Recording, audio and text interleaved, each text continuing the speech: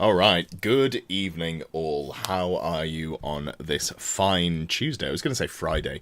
My brain is fried. It's been a one long chain of recording videos, playing Warhammer, boiling in just the heat, and then occasionally sleeping. I've been doing a little bit of that as well.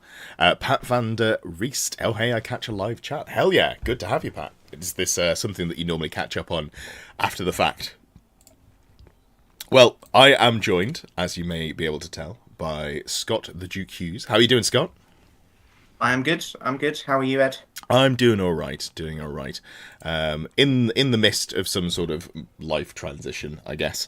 Still looking for a proper job, but as I was talking to you off screen about, I have started doing some coaching. I will probably look at putting some sort of post up on Discord to see if people are interested. But if you are interested, feel free to shoot me a message, and I can talk to you about that as well. This is not the announcement of coaching. This is just it came up, and I was like, I should probably mention that I'm doing it. And if there is interest, I can, also bring that in. Will's here. Good evening, Will. How are you doing? Hope it's all going well for you.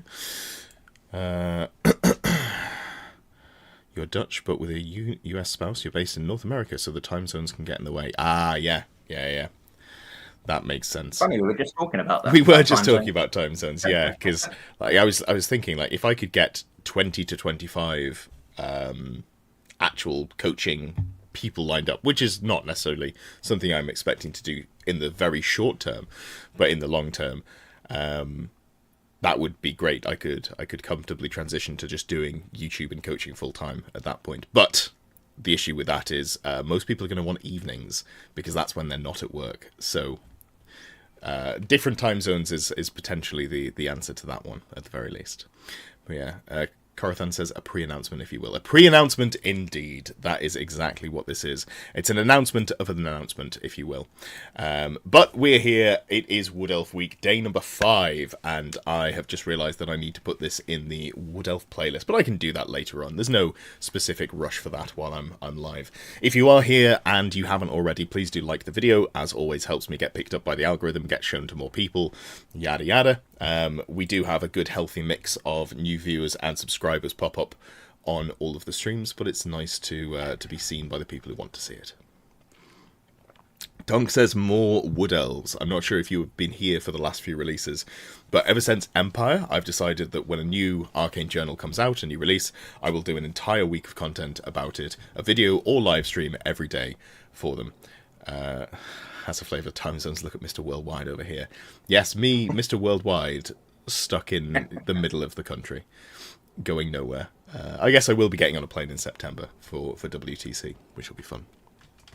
But we're here to talk Wood Elves, and it's been, what day is it now? It's Tuesday. We've had, I guess, 5 days to percolate on the Arcane Journal. We've had time to make some thoughts, update our existing opinions on units. So we're going to be talking about all of the Wood Elf units, where we think we'd rate them, why we'd put them there, and going to do it in the classic way. So one of us will start off, we'll talk about the unit, say where we'd put it in the tier list, and then from there the other person can agree, disagree, and potentially we can fall out over, little plastic models. That would be ideal.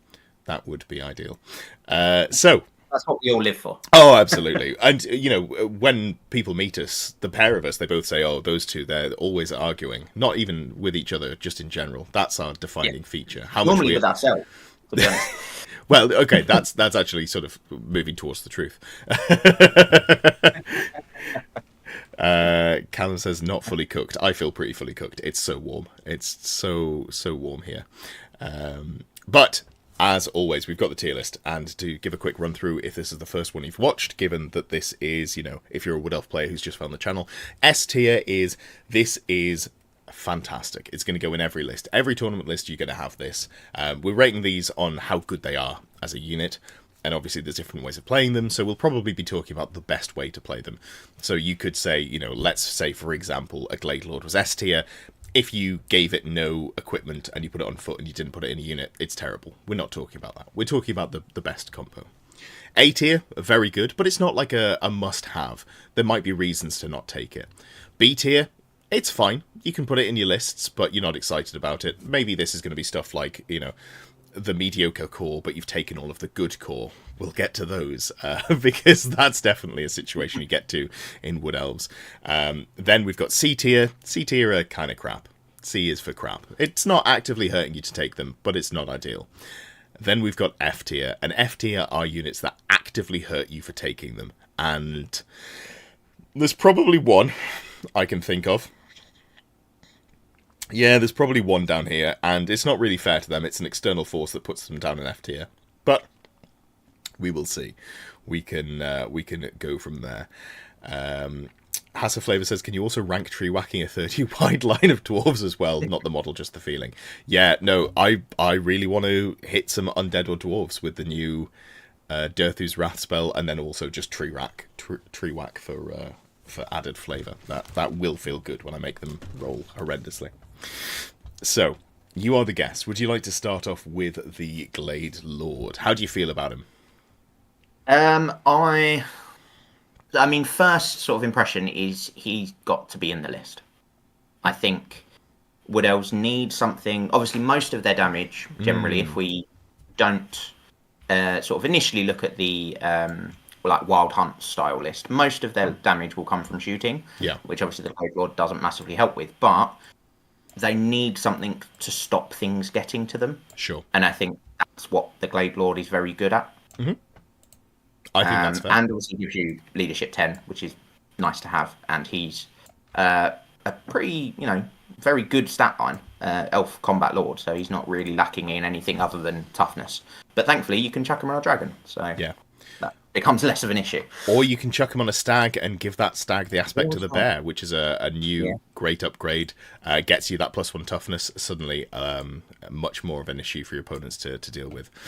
So when you say must have in the list, are you saying that you think this is going immediately up to S tier for the Glade Lord?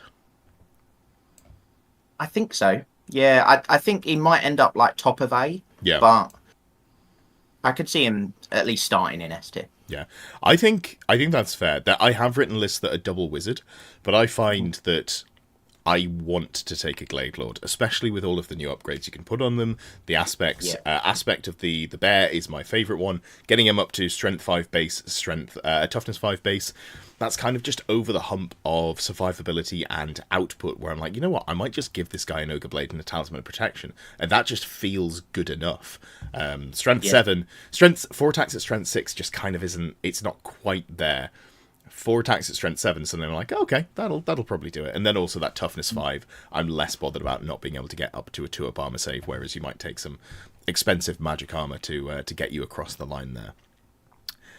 I think S tier is fine. Whether we move him down later, we can debate about. Dragons, though, how do you feel about the dragon?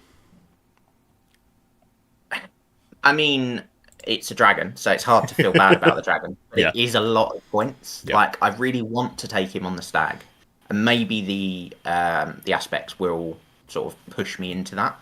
But I always just think, can he deal with a dragon? And I'm just not sure he can on the stag. No, I think he's too easy to, not so much deal with the dragon, but he's too easy to deal with, like with your opponent's dragon. Sure. Because as much as they might not be able to hit you, they'll just tread on you. 6 times at strength 7 AP2. For me, I am not a huge fan of the Wood Elf Dragon. I think it's the worst of the dragons, and I am saying that even though the Tomb King and Vampire dragons exist. The reason being, it's as expensive as a normal dragon, but you can't get it up to a 2-up save, and I don't think you can get triple save in a meaningful way. You can take the new light armor that gives you a regen save, but then you're taking, at best, spending 40 points to go from 4-up armor save on the full plate to a 5-up armor save with the light armor shield, which may end up being worthwhile. That 5-up regen is just nice in general. It doesn't feel great, though. And also you can't put a wizard on them, which is a real downside, because a lot of the time, well, not a lot of the time, I like writing builds with 2 dragons in if I'm going for dragons, because having 1 dragon's kind of easy to avoid. Double dragons, suddenly it's harder to do so. And obviously, if you can't take a wizard on a dragon, I'm definitely not taking 2 lords and forgoing magic. I don't think this is that sort of army. No, I think you need a wizard for sure with Wood Elves, at least 1, to be honest. They've never been able to take wizards on dragons, Wood Elves. Even going back to like Warhammer Fantasy days, Interesting. I don't really know why, fluff-wise, but yeah, just something they've never been able to do. Yeah. I think a wizard on a dragon would be really good, Mm-hmm. particularly with Dirthu's Wrath now from the journal. Yeah, absolutely. Suddenly, you don't mind putting that wizard in combat, but yeah, I still think the dragon is worth it. Sort of for me, I don't go down the -1 weapon skill and initiative spike route on the Lord. I Yep. just take the -1 to hit in a challenge. Now I'll probably also take the cat. Is it aspect to the cat, the one that's rerolls to hit in a challenge? Yep. Probably take that going forwards as well because it's like 10 points or something, really cheap. But I think worth it just to make the dragon, as much as it doesn't help the dragon itself, but help the dragon lord do more and get something out of him. But I just think you need that reach, that combat reach of the dragon, just to keep things further away from the rest of your shooting line. Yeah, I definitely don't go down the dragon line. I'm much preferring the evasive style, and then you've got a stag lord or two, and then you're leaning on the magic. But yeah, a dragon is still a dragon. You are still doing well, and it is the best challenge dragon. My issue is just when you're playing against good players, there's no reason they should let you get their dragon into combat with your dragon, which is always a frustration. And then also, the things that kill dragons still exist and are arguably better against this dragon than any other dragon that exists because you've got less saves and yeah. But yeah, Glade Lord. I do like the evasive though on the Glade Lord. Just before we move on, I do like the evasive on the Glade Lord on dragon to help you get into the things you want to get into. I think that's a big benefit to the Wood Elf dragon. Yeah. One of my issues with the evasive on the dragon specifically is it does feel a little bit like a gotcha, because you'll find that your opponent's shooting like, oh, I've got 4 short bows, I'll just throw them in, like, cool, let me just evasive backwards. Oh wait, that's really bad for me. Which is maybe not ideal, but I do like evasive on it, especially on the stag version where you are tanky-ish, but sometimes you just have to go, you know what, you can shoot a ruby ring at me, but actually if you're going to put 2 vile tides into me, I am going to run away from you, and we've got to change things up a little bit, and you sort of work out what you can tank. Fantastic. Chat is very active. Good to have you all. Sorry, we're locked in. We're talking Wood Elves, but I did want to just point out. I saw the Broma Sapien say War Dancers S tier. Lol. Not 100% sure. I really wish. Yeah, I mean, we'll talk about them later on. I don't hate them as much as I think a lot of people do. I just struggle to find a place to put them or a way to use them, which is not ideal. I want to make them work. Moving on, we've got the Glade Captain, and the Glade Captain can do a lot of stuff that the Glade Lord can, but just a little bit worse. You're, still an elf, so you still got strikes first. You can still ride a stag. You can still take the kindreds. You can be aspect to the bear, so you can still be T5. Only 3 wounds instead of 4, but at T5, that's probably kind of fine. Not that. Yeah, I don't hate that at all. You can still get them up to, a good defense. You can get them up to a 2-up save if you wanted to.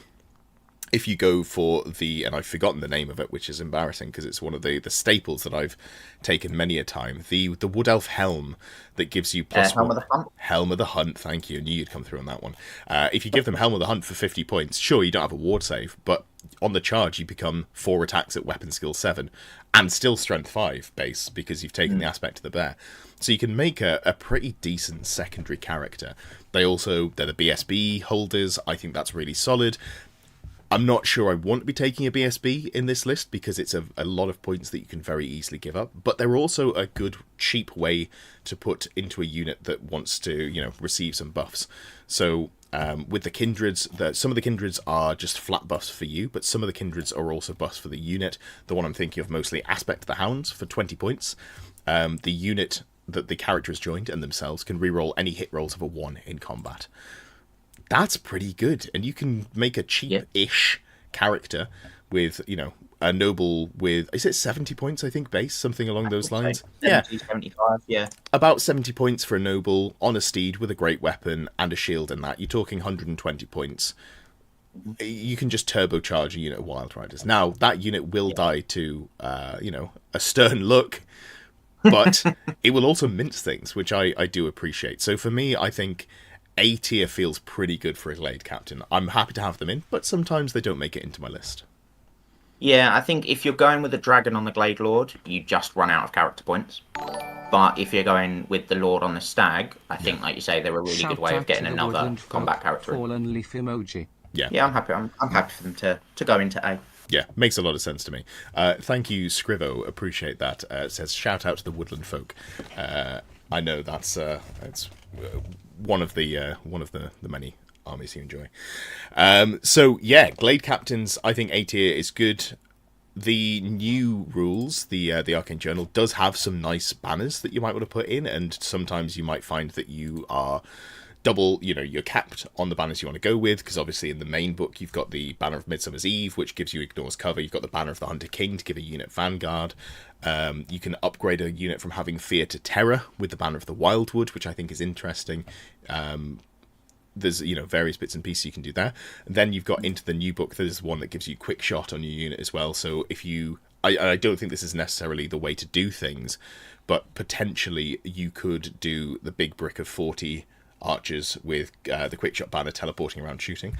I still think it's too expensive to do that, but multiple people are talking about it, so I've got to at least acknowledge that it exists. So yeah, but yeah, I think A tier is a solid place for it to sit there. I now I've looked over at chat. Carmen Rider says, I think Scott is the best looking guest you've ever had on, with a thumbs up.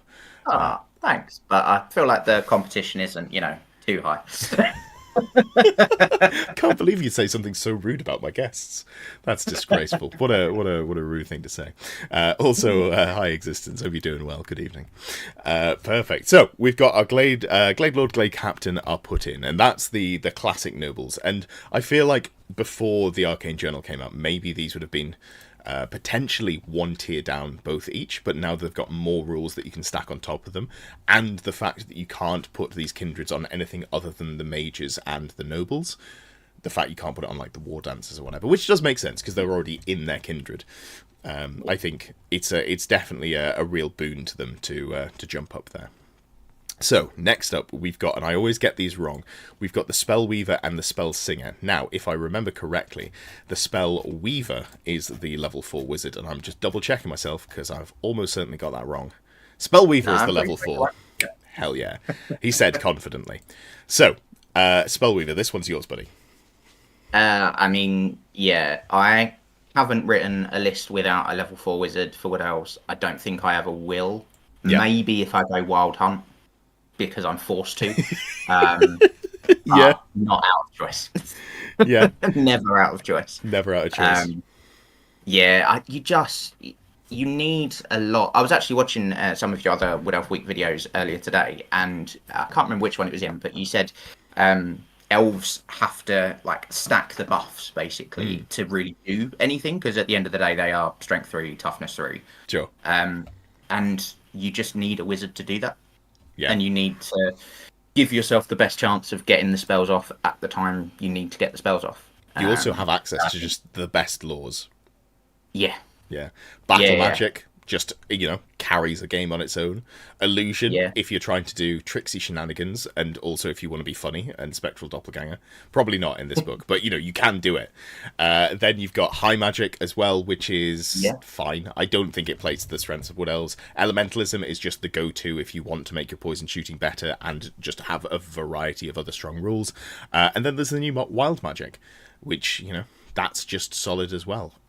There's some really interesting build-arounds in all of there.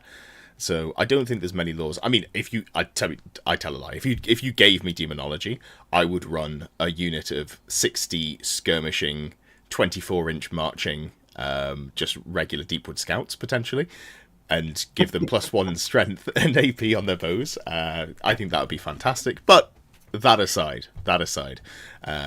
great laws. So you went in strong there. Do you think they're coming in at S tier? Yeah, I think they've got to be S. Yeah, to be honest. I've put them in at the top of S tier because I can't see them going anywhere else realistically. Fantastic. Not much more needs to be said. So if a level 4 is good, maybe a level 2 is half as good. I actually think a level 2 is really good in this army. This is one of the elves are the only armies where I consistently want to run level 2s. And maybe that's something to do with the way that the army organization chart is, whereas their lords probably want to be on dragons, and then they're also fighting with level 4s, so you can only take a Glade Lord and a Spellweaver, you can't take 2 Spellweavers, whereas something like Empire, you could be like, I'll have 3 wizards and a Lord on a chicken. In this case, you're a bit limited. About 40 points. yeah, exactly. Whereas the Spellsinger, only a level 2 wizard, but I find it's a really good place to put your Lore Familiar on. And we didn't even talk about part of the reason the Spellweaver is so good. Oakenstave, or Broken Stave, as it is commonly known, because it's so fantastically good. If you're within range of a forest, which I think is 3 inches, you get plus 3 inches to your Dispel range, and you get, is it a reroll on it? No, it's 3 dice, pick the 2 highest. Oh yeah, sorry, just way better. I'd forgotten that. Dispel scroll on every dispel attempt. It's great. Yeah, it's absolutely nuts, and you drop the lowest, so it makes you almost.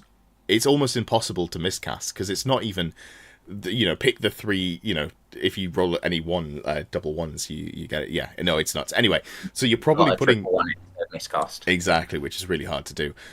Which you could argue is something of a downside, actually, because sometimes you're like, I'm never going to beat this Mortuary Cult player unless I roll a double 1 or a double 6. So put me in, coach. But alternatively, you're more likely to roll a double 6. Anyway. By the by, you're probably putting that on your Spellweaver, and that is not extremely common, funnily enough. So you can't combo it with your Lore Familiar, and there isn't any source of a Spell Familiar in the list, so you can't get the +1 spell known. So having a Spellsinger hold the Lore Familiar, and then also spend the last 20 points on a Power Scroll, I think is a really strong way to get whatever secondary spell in your list that you really need. Whether it's, you're like, okay, I have to have a second Pillar of Fire, I have to have Plague of Rust, I have to have Travel Mystical Pathways, if that's the build that you're going down. I think Spellsingers are really good, and I would say I'd actually put them arguably above a Glade Captain. I find most of my lists, I have a level 4 and a level 2. What do you think? Yeah, I agree. My character slot is always, or has always been, Glade Lord, level 4, level 2. And then I've basically spent all my points because the Lord's on a dragon most of the time. But agree with basically everything you said there. That loadout is my level 2 loadout. She's on a horse. She's got Lore Familiar. She's got a Power Scroll. Yep. She always takes Plague of Rust. Most of the time she'll take Windblast. Sometimes she takes TMP. I would agree, above a Glade Captain. Yeah. Well, something else to mention as well is that you can pick your spells on the other wizard after you've rolled your spells on the level 4. So when I was playing back in the dark days before Pillar of Fire, Sister of the Thorn went away, I'd be like, okay, so let me roll 4 spells in Battle Magic. I didn't get Arcane Urgency. I feel like I need Arcane Urgency for this list to function. Let me pick Arcane Urgency, and then Pillar of Fire as well. That worked out nicely. And then, obviously, not only that, but you're probably going to attach this to a unit of Glade Riders that are going to reserve move around. You might give that unit the Ignore Cover banner, which is really strong. You can also give it a Spite, the Resplendent of Luminescence, which is 10 points to give the unit magical attacks. Are you worried about Banshees? You're still worried about Banshees, but now they're a little bit worried about you, which is nice, because nobody wants to be threatened by 8 poison shots when they're wearing the equivalent of a bathrobe. Because even if you don't get the poison shots, you're like, I've moved, you're a skirmisher, I'm hitting on 5s. Oh, cool, 1 poison, 2 hits, I roll a wound, jobs are good, and Banshee's dead. Now you've got to play fair undead. They still don't, which is rude. But yeah, no, perfect. So we're in agreement. Interesting that if you look at it, the wizards are above the nobles in the tier there, but I think that rings about true. It feels like Magic does a lot of heavy lifting for this army. So, speaking of doing heavy lifting, it's your turn to talk about the Shadow Dancer. This is something I always want in my list. Yes. And just run out of points for it. Yeah. Stat-wise, it's really solid. The weapons it can take, like the sort of mundane weapons it can take, I think it's the Spear. Really good. Yeah, Spear gets you to Strength 5, AP 1, Armor Bane 2, Killing Blow for free. Okay. Yeah, sure. on like a 4 attack, is it, as a Shadow Dancer? 3 attacks base with Furious Charge, and then also if you're joined to a unit of not Shadow Dancers, War Dancers, you get the rules that they get, so you can get an additional attack in there as well. Yeah, really like it. I've seen people do the Lore Familiar Spectral Doppelganger thing with Shadow Dancers. Yeah. I think that's... I mean, it's fantastic if it comes off, but not sure I'd go down that route. But I do like them. I just run out of points for them. Yeah. I think the problem is they don't have the Dance of Leok. They get the Dance of Leok if they join a unit of War Dancers. And that is fair, because I think when writing this book, Games Workshop were likely worried what would happen if they were just to give missile characters that are actually pretty fast, that are on foot, that can just hide between other units, all of the special rules. If they could, you could just missile out a unit and went, oh, okay, here's my 5 attacks on the charge at weapon skill 8, and then I've given him an ogre blade or something. That might even be too good. Like, that is probably a problem you've got to think about. So you only get the dancers if you join to a unit of War Dancers, but that means that you die. That it just means that you die, because what are you going to do? It's like, if I'm a lone character, I can hide by units. No, I've got to join a unit to become effective, and because I've become effective, a single volley of peasants, takes me down, 40... Yeah, or a Ruby Ring, or... Oh, God, don't even talk about Ruby Ring. T3 Elves with no armor save is a scary place to have that, but whereabouts on the tier list would you put them? I think... I want to say B. Yeah. But I feel like they're maybe top of C, because you need the War Dancers. Yeah. And then they become so much more fragile sort of to shooting and magic missiles. But yeah, I want them in B. I also want them in B, but I think C is realistic. Like, the platonic ideal of what you can do with a Shadow Dancer is very cool. Even just the level 1 caster who takes the illusion spell for an extra -1 to be hit, the Glittering Robes, you're like, maybe they'll survive. But then you do come up against just that Ruby Ring Arone, or someone packing Fireball, or, heaven forbid, Vile Tide, or whatever the Necromancy, magic missile that's strength 2. You're like, oh, no, this kills elves so well, and I don't have many of them because they're really expensive. So I think C, it just doesn't actually do anything in the current state of the game. But one day, in the next 10 years, I'm going to be slamming Shadow Dancers on the table at least once, and it'll be good. I don't know if it's now, but, C tier feels fine. Speaking of C tier, we got a Waystalker. These things are possibly the coolest models in the game. They look so good. And is there a reason to take them now? Well, there was for about 5 minutes after launch, and it was a rules interaction that shouldn't have existed, but it did. So you've got this character. It's 85 points. It's an infantry character. It's, your standard 2 wounds, 2 attacks, whatever. Ballistic skill 7, pretty good. And you've got an Azrai longbow, which is fine. Now, would you like to buy a magic bow for this incredible sniper? And it's got a rule that lets you ignore lone character targeting, and you can shoot units in champion. But don't worry, very quickly they said, oh, you get lookout sir against it. That's fine. So maybe you want to buy a good magic bow for it. Would you like to spend more points for a good... Yeah.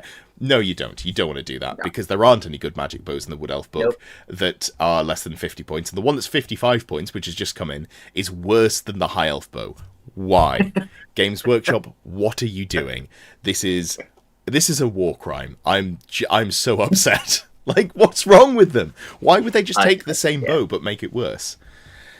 Yeah, I don't get it. Like, maybe it's just people in Nottingham hate Wood Elves. I don't know what it is. I think that might actually be the case. There is definitely some Elf or Eldar PTSD you can see sometimes when codexes are written. You're like, oh, this person's been savaged by, like, one good player with Elves and has never forgotten. Yeah, someone who used to play Warhammer, like, when they were a kid, their best mate had Wood Elves, and they beat them week in, week out, and they were like, never again. Yeah. Or worse, they've played against someone competent with elves, because when elves are good and they can just do, like, oh, you're always just out of reach and you're always chasing me, and then I beat you like 20-0, and you're like, I don't understand how it happened. I couldn't kill anything. This was the worst game of Warhammer I've ever played in my life. So I can see why people would dislike them. They've got loads of cool rules. They've got all of the cool rules. rules. You know, they are evasive, so if you shoot them, they'll fall back. They've got feigned flight, so they can fire and flee, which is the next rule, and then they automatically rally. They ignore cover. They can move through cover. They have scouts, and I think they're still C tier. Just like I am sad. There is one reason to put them in a list, and that is to unlock Way Watchers. And I don't even think Way Watchers are necessarily worth unlocking. And you have to do one unit per character. Yeah, I've played a couple of games at 2,500 points the last couple of weeks, and I've been struggling to find things to add to the Wood Elves, to be honest, because you just run out of archer units that you can take. So I was like, I'll add some Way Watchers, and I was like, and I've got to add a Way Stalker. Yeah. And suddenly a unit of like 6 or 7 dudes is like 300 points with very little equipment. You're like, good ballistic skill. Yeah. Expensive. Good ballistic skill, but strength 3, 4 on the character. Yeah. And they're still just going to take Hagbane tips because it's just mathematically the right choice in almost every situation. And yeah, that's rough. I get, is this the point where we have a chat about magic arrows as well? Every 6 weeks or so, someone comes on the Discord and goes, what's the best Wood Elf arrow that I should be taking? Like, is it not better to just take Arcane Bodkins? No. There's too many modifiers in this game to hit. Basically, 6s to wound is always going to be the best thing until you're hitting more reliably, I think is the answer. And then also, when the damage you're doing is not just a strength 3 hit. It's... Yeah, a little bit depressing. At least he's got a good bow as default, and by good I mean okay. Worse than the Sisters of Avalon, which just have a magic strength user AP1 Armor Bane 2 bow because reasons. Like, Sisters are what Way Watchers should have been. Yeah. Oh, and don't worry, you can take Sisters in rare for whatever reason you fancy, and then also if you take the Handmaiden as the Lord, so your general. So if you took a Way Watcher as the Lord, it would be the equivalent of just taking Way Watchers in core. Yeah. Wouldn't that be good? Really, no reason. Like, why? Yeah, no, I'm not 100% sure either, but it does exist, and here we are being salty about it, which I think is entirely reasonable. Boo. So, boring ones out of the way, because I want to love those two, but they are my poorly behaved children that don't do very well. But I've got a new son, and my new son is Orion. How do you feel about Orion? Mixed bag. Hesitation, deep sigh. Yeah, like, I want to use him. Yeah. Really, to sort of really understand if he's too fragile or if he's actually a sort of manageable fragileness. Yes. If that makes sense. Like, he's got no armor save. He doesn't have a regen. He's got the 5-up ward. Yeah. And he's got his ethereal buddies that run around with him, which will soak up like 2/3 of the hits. Yeah, but not the hits that matter when you get hit by a Ruby Ring of Ruin. Yeah. Or a cannon. Throw up a little bit in my mouth there. Oh. Yeah. It's okay. He heals a wound every turn. Maybe. I think he has to test, doesn't he? Maybe like a third of the time. Yeah. Oh yeah, a 5+. God, that's so bad. Yeah. I mean, he's good. He's great in combat. He's really good in combat. He's basically, or he's almost an ogre blade, a lord with an ogre blade in combat. Yeah. No, well, he is a lord with an ogre blade. Before you add, I think he lacks like armor bane. That's about it. Oh, you know what? Fair play. But he does get to throw that ogre blade. He does get to throw the ogre blade. He probably won't hit anything with it, but he does get to throw it. Yeah. It's skill 6. That's okay. Well, he's not quick shot, so he's moving. He's probably long range. Yeah. You know, he might have a bit of cover. Suddenly, you. Let's not add cover in. Otherwise, if we talk about the realities of shooting, when we go like actually. Every unit in the game can always get light cover if you just position your units correctly. If we ignore that aspect of things, he's ballistic skill 6, shooting at a -2. That's pretty reasonable. I don't hate that. It's not bad. Yeah. 2's rerolling for 6s, I think. Yeah, it's not bad. It's not bad. 4's rerolling for 6s with -2. But course, I think he's just a bit too expensive. I think that's fair. 455. That's exactly right. Yeah. And so he's only he's 45 points cheaper than the Dragon Lord I run, which is not a fully maxed out Dragon Lord. That's a Throne of Skulls comp Dragon Lord. And for 50 points more, I'd much rather just have the Flying Dragon. Yeah. And then I go, but you could just take Orion and a dragon. And then you go, I could take 2 dragons. Which is, yeah. I don't know. I like him. He's missing a few things. Like, there's a lot of ways that he feels like he's not quite there. So he can't be screened because he's technically a unit because he's got his buddies, which makes him harder to keep safe than not having buddies. So that feels like a flavor fail already. He doesn't have Swift Stride. He doesn't have Skirmish for 360 line of sight. Both of those would be quite nice as well. And then also just some way of surviving. I'm not saying he should be ethereal, but his whole thing is that he kind of just comes back all the time. He's like the proto Green Knight. Now, I don't want another Green Knight. Let me be clear. I would like a sort of rebirth comeback mechanic.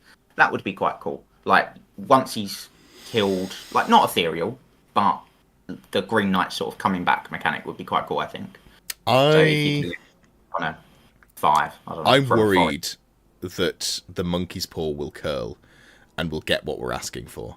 So I'm not gonna say out loud that I agree with you, because if we got that, I think actually I'd just be sad. That rule sucks unless they bring in some better way of interacting with points, which is, doable, but it's not in the game currently. So yeah, I don't know, but I think. Oh, in fact, it's your turn. Where would you like to put Orion? C, yeah. I was thinking C, but I would have been convinced to put him at the bottom of B. I think he sort of bounces between bottom of B and C.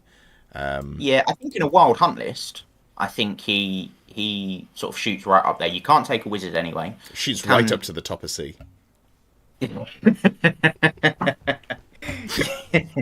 Yeah, and to be honest, actually, in a wild hunt list, you could no, you couldn't quite. I was going to say at like 2-5, you might be able to squeeze Orion and 2 dragons in, 2 like bald dragons, but you need to be basically 3,000 points to get there. Yeah, but you could do it on 2 Glade Lords on stags. Yeah, that's true. We also didn't talk about the absolutely like just cracked out of its mind, and I don't mean like incredibly good, I mean it's probably smoking some sort of illicit substance, Glade Lord, where you just go Wild Rider Kindred, Dragon Slayer Sword, point me at the enemy. If I make contact, I will absolutely do it with the Orion's Favor as well. 25-point magic item to reroll all hits and wounds. You kind of just look at that and you go, oh yeah, this is the missile to kill dragons. But not every game's going to have monstrous creatures, and then you'll be real sad about your uncontrollable 280-odd point character that has effectively a hand weapon. Yeah, you could go with like instead of the favor, because I think you've run out of points for it. You could go with another magic weapon, like a cheap common magic weapon, like a biting blade, maybe. That is true. If you're not fighting big stuff, you've then at least got 80. You're spending 75 points, so you could take a biting blade as well, and then you've got strength 4, AP 2. I still don't love it, but I love it. I like it more than I disliked it before. That's a good suggestion, unless there's something saying you can only take 1 magic weapon. I don't think there is, but I'd have to double check that. You can only shoot 1 magic like ranged weapon a turn, so unfortunately Orion can't shoot both of his. Yeah. But yeah, you can take multiple. What if I just give one of the weapons to a dog? Let the dog shoot like the Hawk's Talon, and then Orion can throw his ogre blade. Wait, what's the ballistic skill on a dog? 0. Okay, never mind. You're allowed to do it, I've decided, but you can never hit. So, oh well, never mind. Never mind. Perfect. Okay, so we can move on from Orion there. Then we've got Ariloth. Ariloth, who's got a couple of titles: Lord of Taliesin, another title, the other character in this arcane journal. When Orion is underwhelming and is like top of C tier, it's a little bit sad when you're like, oh, and then there's this one. Here's the thing: I actually don't think Ariloth is bad. I actually think there's maybe some play to him, and I want to put Ariloth in B tier. But my god, is Ariloth dull. Like, Yes. oh, this is the most white... If white bread was a man, that is Ariloth. Like, there's just nothing spicy about him. But I think there are a couple of rules in here that are interesting. So, first of all, takes up a slot in a glade, as a Glade Lord. Don't love that. That's not ideal. However, weapon skill 8 is cool. That's fine. Yep. And then nothing else on there is particularly exciting. Comes in with a 5-up ward, doesn't take a talisman protection, you have limited ways of getting wards. Sure, you're a melee character, whatever. He's crap in combat, strength 4, AP 1. Sure. Scarin the Eye Thief. You get to make a command phase shooting attack. It only happens on a 3+, on a 1 or a 2, the bird stays in the air. But on a 3+, you get to nominate a single enemy model within 18 inches that does not... It's there's no lone character targeting restrictions. You can pick models out of units. You can do whatever you want. They don't get Lookout Sir, because this is not a shooting phase attack. And they take a single strength 4 hit at AP 1. And if it suffers an unsafe wound... We reached peak homogenization with this character. We did reach peak homogenization with this character. Thank you very much, Danako. If the target suffers an unsafe wound, it reduces the weapon skill and initiative of the characteristics by D3 to a minimum of 1 for the remainder of the game. Now, this is vanishingly unlikely to do an unsaved wound to a dragon. Yes. But that would suck.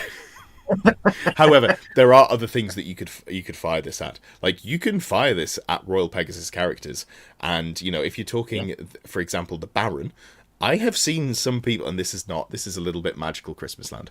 I've seen some people not bother to take shields on their Barons that they're running with the Falcon, not the Falcon Horn, the Frontier Axe. Thank you, because they're not going to use it in melee anyway, and it's in a unit. So what do they care? Well, sucks to be you, because on a 5-up, I've got to hit you on a 3-up. That's not too bad. I wound you on a 5-up, so that's, already we're getting a bit unlikely. And then you've only got a 4-up armor save, which becomes a 5-up, and you don't have a ward save because you're exiled. Like, there is a world where suddenly your character that... Wait, hold on, let me check notes. Rerolls all hits. Wait. I can make it weapon skill 3, but it rerolls all its hits. Oh! But I think there are some interesting applications to this, and I think this is something that will make it into some sort of list, and I think it might be some sort of like weird tech that we see in international play, in like teams or something like that. I think there is a place for it, and also, ignores all negative modifiers to his leadership characteristics. So if you are dogged by screams and you for some reason want to run a Death Star of infantry, this is the character to lead it. So yeah, I guess so. I think there's enough there for me to go, I think it's B, and we just aren't smart enough yet to work out how it's being used. But I'm confident there is some tech to it. I mean, he's cheap. He's relatively cheap. Yeah. He's, I think, 35 points more than a basic Glade Lord. And he's got the ward save in that. He's got the bird. Yep. It ignores negative modifiers, which costs you 80 points for a banner if you want that. Wild. Yeah. Yeah, maybe. I'd be interested to see if anyone really gets anything out of him. Yeah. Because, looking at him, I just don't really see it other than, like, killing unit champions with items. Yeah. This is not why I've done it, but it's also fantastic engagement bait for anyone who skips to the end of the video, looks at the video, sees that Ariloth's at B, and then leaves a comment. Speaking of, if you are here and you haven't already, please do thumbs up, give the video a like. There are 102 of you here, only 21 likes. It does help me get picked up by the algorithm. YouTuber nonsense, all of that good stuff. And if you have strong feelings and you're watching this back about Ariloth being in B tier, please feel free to leave me a politely worded message. That was fully me selling it. I genuinely do believe he might be a B tier character, but this is the time for you to leave a comment because you think I'm an idiot. Also, just before we move on to the Warden, why does Ariloth not have parry? Huh. He should have parry. What an incredibly interesting point you bring up there. Wait, hold on. He's only got a shield and a spear, like the rest of the models that they specifically wrote the parry rule in this edition for. Yep. Like, Well- he could have had a 3-up, 5-up, which would have been okay on an on-foot combat character. Let me parry Brilliant. your point, because that might make me move it down a tier and move on to the Warden of Taliesin, who does have parry. I think it's your turn to take this one, buddy. Solid stat line on the Warden. Yep. So he's that sort of mid-tier combat character that we've seen in a few armies. 75 points of magic items. He's basically a Glade Lord stat line with one less wound and initiative, I think. No, But he's got 3 strikes wounds. first. Oh, I think it's just the same stat line, as far as I can tell. Like, I haven't what line by line compared them, but you get cooking with this one, and I will just double check the stat line, and I'll confirm in a second. 75 points of magic items, which is solid. I think he drops a leadership over a Glade Lord. Yes. And ballistic he skill. can be a That's the BSB. only change. And ballistic skill. Okay. He can be a BSB in the Host of Taliesin list, but that is the only place you can take him, which I think is his biggest flaw. Yeah. He can't take a mount, but that sort of makes sense because he's locked to that list, which is an infantry list mainly. Yeah. Parry, solid rule, gives him an extra pip of armor save if he's just using a hand weapon or a spear. I don't know if that says non-magical hand weapon. So if you give him like an ogre blade or a sword of might, whatever, does he still get the parry? I don't think they count as hand weapons. But if Do there they were not? any weapons that are Azro spears, I think the Spear of Kurnos, is that an Azro spear? I don't think it is, actually. I think that's the Spear of Twilight. Yeah. If there was a magic Azro spear or a magic hand weapon, which I don't think exists, and I could be wrong with that, please do let me know if I am. I don't know if the standard ones count as just a hand weapon, but if they do, that's maybe something. If not, yeah. Yeah. I think it's a shame he can't take the Kindreds, one of the Kindreds. I think that would be nice to buff either the Eternal Guard or the Guardians in the Taliesin list. That would be cool. But yeah, I think he just misses the mark on a couple of things for me, I think, in a list where I wouldn't take the list anyway. So, what if you could take the Eternal yeah, Kindred, the thing that he's designed to be bunkered within, and give them a full unit of reroll ones? Like, wouldn't that be nice? It would if he could. Yeah. But you've got to pay the Glade Captain tax to take that. Because what I want is 2 characters that are there looking to combat on foot characters. That's what I want. Which, yeah, and neither of which is actually doing very much because it's equipped with an Azrai spear. Yeah. Who can say? It does come with some cool rules, though. Has martial prowess in there. Has, for the supporting attacks to the rear and flank. Stubborn, veteran's really good. Drilled is nice as well. A lot of this is basically we're saying, hey, you should put him in with the unit of Guardians of Taliesin. Hold on, I think I was just reading the Guardians of Taliesin. Doesn't have those rules. That's the unit that he's meant to be joining in. He does have loads of good rules. He's got drilled, he's got stubborn, he's got immune to psychology, which is its own thing there. So actually, are the Guardians immune to psychology? No, he imparts. But he makes them immune when he joins them, I think. So I don't know why he's got drilled though. That feels like just was a copy and paste from the Guardians of Taliesin. Well, when he's on his own, he can reform before he moves. He can drill. redress the ranks, sorry. Yeah. That's very important, and we have to make sure he does that. Unfortunately, doesn't also give the unit loner, which doesn't sound like something you want. But if you could bunker a Shadow Dancer in there, I guess that would be maybe interesting. Yeah. It could be, Actually, can you even take Shadow Dancers in the Taliesin list? Oh, you know what? I looked at it once closely, and then I haven't looked at it closely again. Yes, you can. You can take 0 to 1 per unit of war dancers taken. They are infantry, so they probably didn't feel they could cap the number of infantry units that the detachment could take. That would be, rude and unusual. But yeah, so that's a unit that exists, and I think. Is it my turn or your turn? It's your turn. Where do you want to put it, bud? I think C. Yeah. I wanted to put Araloth in C, and I think this guy's worse than Araloth. So let me potentially change your mind before we definitely put him in C. okay. He can be a BSB. and he's a 3 wound BSB with 75 points of magic items. Does that change your read on him at all? No, because I'm not taking BSBs in my Wood Elves anyway. So, and you're also not taking the Taliesin detachment. I'm definitely not taking a Taliesin detachment. Yeah. Okay. I'm hoping that we do get that sort of big FAQ that's rumored this summer. I'm going to have a lot of fun coming back and reviewing these tier lists. I think that might just be something that I do as a weekly stream where I go, God, isn't the world different now? Yeah. I can't believe that they didn't put the Warden of Taliesin at the top of S tier. I'd love for them to be top of S tier. I would as well. I'd love them to be playable at the very least. That'd be nice. Yeah. Next up, we've got a character that I also wish was playable. I mean, it's playable because it's cheap, but it just doesn't really do anything, and that is the Branch Wraith.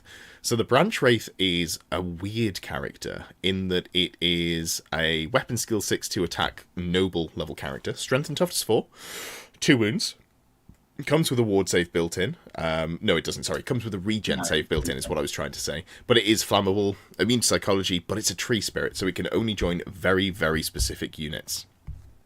Dryads. Nothing else. You can't join Treekin, which I would if you could, but they're clumsy, and they might step on you, and that's not what we're looking for here. This is a very different sort of stream to that. So...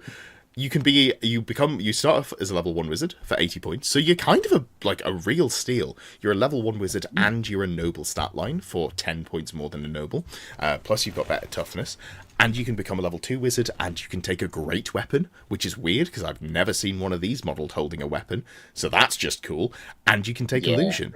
Wouldn't it be cool to take, Lore Familiar and a Power Scroll and Spectral Doppelganger with a great weapon? Wouldn't that be, I can't because it's not able to take magic items. Cool. You can take Spites, the thing that everyone else in the book can take. Yep. I don't even think you can take like a larger points value of Spites than like wizards can. No, of course not. It's a hero level character, so it can only take 50. Wait, hold on. This just in. You can take 50 points on all of the hero level characters and lord level characters for the elves. Oh, maybe we dropped the ball there, lads. Like that's maybe not right. Yeah. Just on the Branch Wraith with a great weapon thing, I think that's to do with weirdly to let you use the AOS Sylvaneth Branch Wraith with a great weapon that's clearly a Branch Wraith. Cool. I don't know why they did that way round, because they seem to have wanted people to stay away from the AOS models for everything else, but I think that's where that came from. It has completely shaped the course of the game to the point where, we now have a potential fraction of the player base looking to play homebrew because they've gone, actually, we're never going to give you more rules for these armies. Don't buy them. Screw you. I can't see that being a problem at all. But it does make total sense that they would allow one Age of Sigmar model specifically to be put in. Maybe we don't think about that too closely because it'll make our heads hurt. But this is over to you. What are you thinking? C or F tier for this one? They're the only options you're giving me. They are. I think C, because I think there's a place for it if you're taking a lot of Dryads.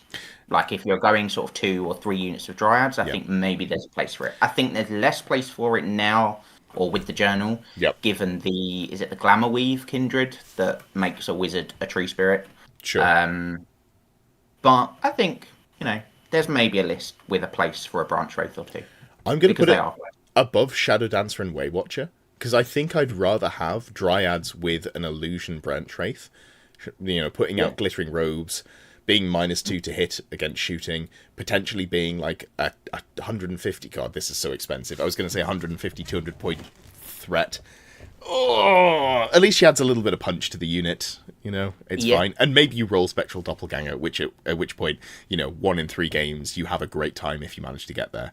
So 1 in 10 games, and maybe. Cast the spell and it not be dispelled. You can't take Power Scrolls. You know what? This is a commitment. I'm going to try and play with a Branch Wraith at some point, because I feel like this is one of those units that you look at and you're like, I actually think this might have a job. It's not a job that I think needs to be filled, but I think it might do something. So it's going to sit there above Shadow Dancer that I want to work that doesn't, and Wave Watcher that I don't want to work in the way that it currently works. And below Orion, who might actually work. I think that seems reasonable. Jury's out. Yeah, jury is incredibly out on that one. So, great. Perfect. You've talked about the boring tree. Or have I talked about the boring tree? You've talked about the boring tree. Tree Man Ancient. This kind of makes me a little bit sad, actually, when I look at the stat line for this thing. So, this suffers from Ancient Stegodon syndrome, where by dint of being better and more expensive than having more options, it's worse. So a Tree Man, I think, is weapon skill 6, I believe. If I am remembering correctly, I'm just going to scroll down in my PDF and double check that one. So we're looking at weapon skill 6. Still strength 5, so same strength. Still same toughness, but it has 5 attacks. Okay, sure. So we're losing a point of weapon skill for the ability to cast magic. Are we losing anything else? 2 attacks. Going down to 3 attacks is, quite frankly, criminal. What is going on? Now, it does get an extra wound, which is nice, and it's only 265 points. So if you're thinking of this in terms of like, oh, it's a T6 monster that can also be a wizard, if you pay, 60 points, gets you up to 325 points. That is genuinely kind of budget for a T6 caster. Here's the problem. It's a bad T6 caster, because you can't buy magic items. So you can't do the thing you want to do well, which is cast spells. You can't buy any arcane items. And you can't do the surviving thing either, because you can't buy any resistances. You can't buy a ward save. You can go, try and get Earthen Ramparts or Oaken Shield, but you can't reliably get them. You've got a 1 in 3 chance to not get whichever defensive spell in the lore that you're in. If you're in the new Taliesin detachment, you can go Lore of the Wilds, and potentially you can get the regen save. You've already got a regen save. It doesn't matter. And you're flammable. I really want this to be good, because this is the way that you can get 3 level 4 casters. And I have played around with it. And also it feels weird that you can take battle magic on this thing.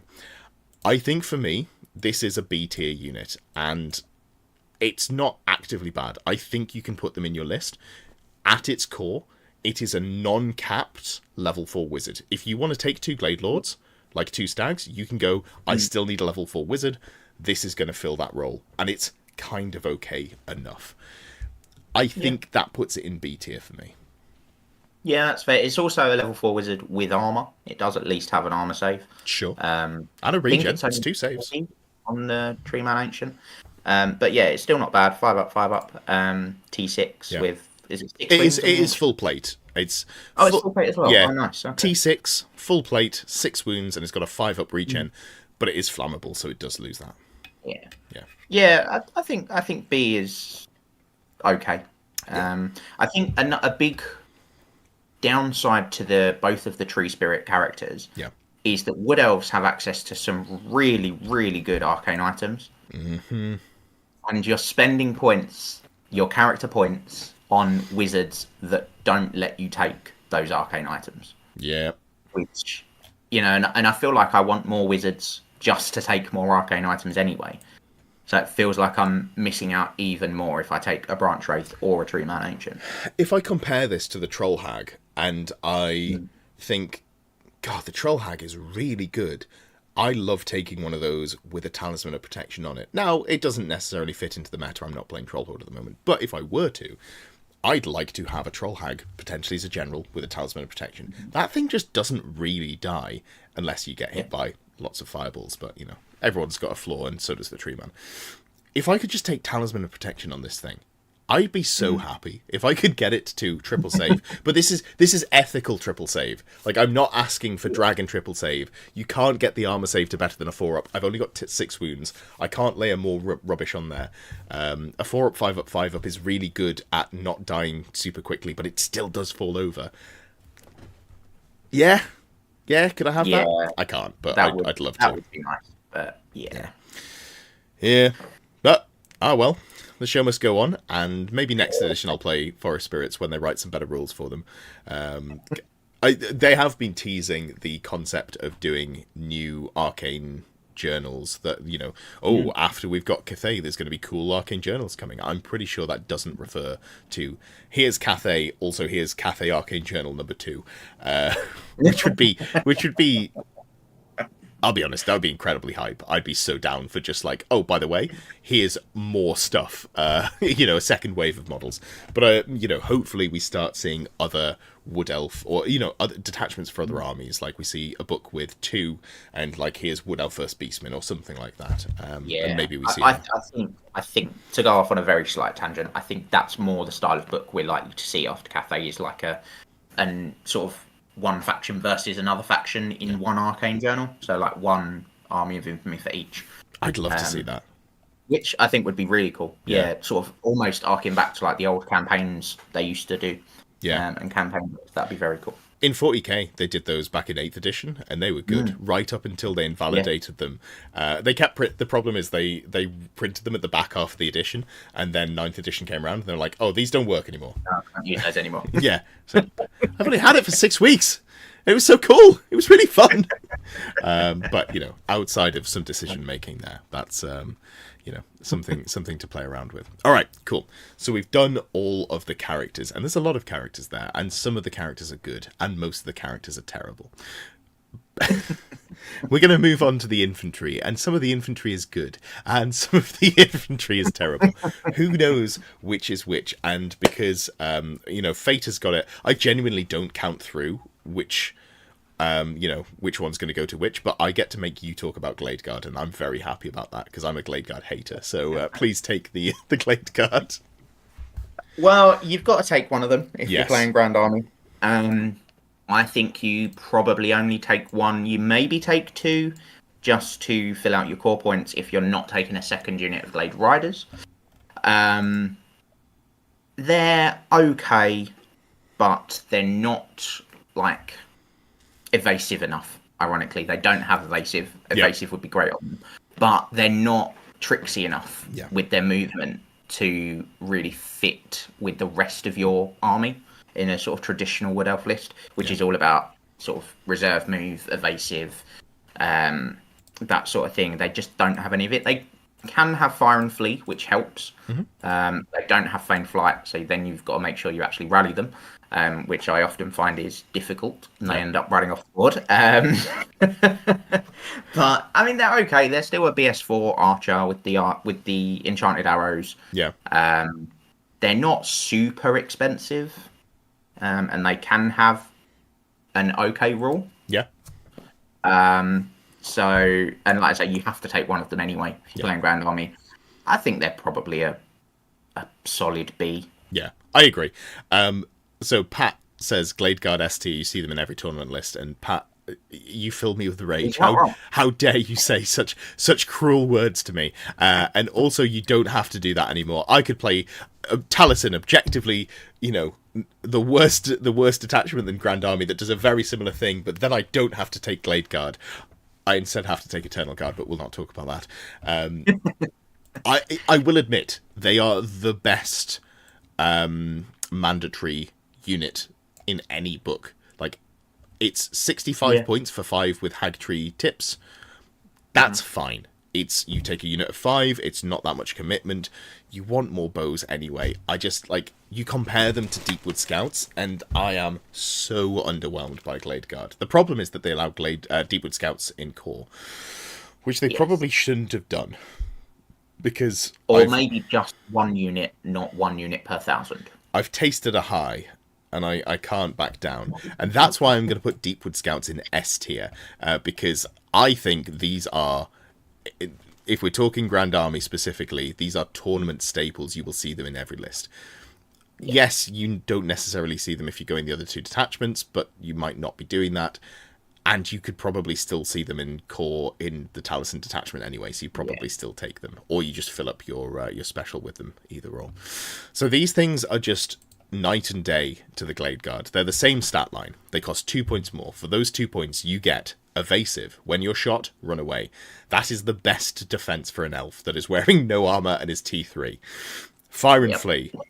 If you're being charged at, run away. This is a good plan. I forgot to do that in the game that I played earlier today, which will be a battle report tomorrow. I genuinely thought they wouldn't catch me, and I regret my life choices now. But Fire and Flee, really good. Scouts, just a decent rule. I don't use it as much anymore because you're giving up the +1 to go first, but maybe you're playing flank attack, or maybe they have scouts, or maybe you don't care and you just want to, your opponent's left like a big chunk of their army, like you're like, oh, I can just put 2 units of scouts behind you. Would you like to spend 2 turns killing them and then a turn turning around? Or would you like to be shot in the backside for the entire game while you run towards the rest of my army? These are bad choices for you. Choose. Sometimes that's just good to have. And also the skirmishes, which is the real value. This unit can quite often be next to a dragon, an enemy dragon, and then not get charged because they're skirmishes. They might not be shooting at the same time, but if the dragon's only able to potentially charge 1 unit, you just march those 120 points out of, the charge arc of the dragon. You're real happy. Your opponent's real annoyed because you're like, oh, I thought you might fail that march test. No, I've got a leadership 10 general. But yeah, these things are fantastic. They still get all of the other upgrades. You can still give them, full command if you want to. You can give them a magic standard, which I might actually do. Probably not, because it's 25 points for the quick shot banner and then 6 points for the standard bearer, and it gives up an extra 50 points if they die in combat, so that's maybe a little bit too much, but it's something that I'm considering playing around with at the very least. You'll find you move this unit a lot, so you're probably fishing for 5s or 6s, but you've got poison shots, so you're just fishing for 6s anyway. Yeah, this unit's real good. This is a staple. This is what I think when I think Wood Elves. I love playing them. My opponents hate having to try to catch them. The perfect Wood Elf unit. They're also a good target for the new reserve move spell from Lore of the Wild. That's true, actually, yeah, because you can walk forwards, shoot, and then walk back out of the woods. Don't worry, you have move through cover, so that becomes not a difficult thing to do. Or, like you say, getting out of arcs of dragons and things, you can move, shoot, reserve move, so you can still move 10 and shoot. And you don't have to rely on passing a march test, which is the biggest threat with that play. That's really nice. That is really nice. I'd have to double check the wording on Travel Mystical Pathways as well. I can't remember if it says you can't move at all again, or if you can't move again this phase. I think it just says this phase. Yeah, should we... Let's take a brief intermission. Cue the classic music. Dee, dee, dee, dee. Yeah. So what I should have been doing while I was talking was typing, but instead I was just humming the song. Travel Mystical Pathways cannot move again during this movement phase. So you can teleport a unit, and then you can use the reserve move to move them again. Now, that is 2 spell laws to get you there. Oh, we like magic. Let's have a look at the tier list. Top of S tier, Spellweavers. Maybe you're doing it. I think that's interesting. I hadn't even considered that angle until you brought up the reserve move, so thank you for that. Interesting there. Okay, cool. Very cool. S tier. Do you agree? Yeah, definitely. There's always 3 in my list, and 2 of them just very helpfully come out. Yeah, so when you said you might take a second unit of Glade Guard if you only take 1 unit of Glade Riders, I was like, wait, that's not how the math works. You go 2 units of 8 Deepwood Scouts, you go 1 unit of 5 Glade Guard, you go 1 unit of 8 Glade Riders. What's he talking about? That's like 500 points there. I guess if you go slightly smaller units, that actually does make a difference. But yeah, very quickly before we move on, because I could talk about this unit for another 10 minutes. Where in the tier do you want to move them to? Do you want them at the bottom, or do you think they're better than the Lord? I think they're better than the Lord. I think you might not take a Lord in some lists. You're always going to take Deepwood Scouts in Grand Army. Yeah. Feels weird to say. There is legitimately a sort of a list theme, a list idea that goes, I'm just going to get rid of the Lord and I'll go double level 4. Yeah. And that's a very legitimate way to play Wood Elves. And a Treekin. But, like you say, and a true. But, like you say, you're never going to not take Deepwood Scouts. Yeah. I might have to try that, because I think that list is just Fireball the Musical. So maybe I try that. 2 level 4s and a Treekin. I don't think you can also fit in a level 2 with Lore Familiar. Remains to be seen. I'm gonna write that list as soon as we get off this call. We'll find out. Maybe coming to a battle report near you in a couple of weeks' time. All right. So we've had our fun. Now you get to talk about the best unit. They've got spears. They're a ranked up unit. They are melee only, and they have a bad save. It's Eternal Guard. Yeah, I have used them at an event once. Yes. They did poorly, as you can imagine. They have some really good rules. They do. Or can have. You can give them drilled. I think they come with stubborn, and you can give them veteran. That's 100% correct. At a point per model for drilled and veteran. Yep. Point per model, not too expensive when you're paying 13 points for the base chassis. Yes. The 13 points is probably 5 points too many. Well, in the meta, it's probably about 10 points too many. But realistically, I think it's a point or two too many. Hyperbole there. I'd play them at 7 points a model. Well, yeah. But yeah, no, absolutely. The fact you have to pay for the shield as well is illegal. Yeah. They just don't kill anything. No. And they don't not die. They die to literally anything. Like... Yeah.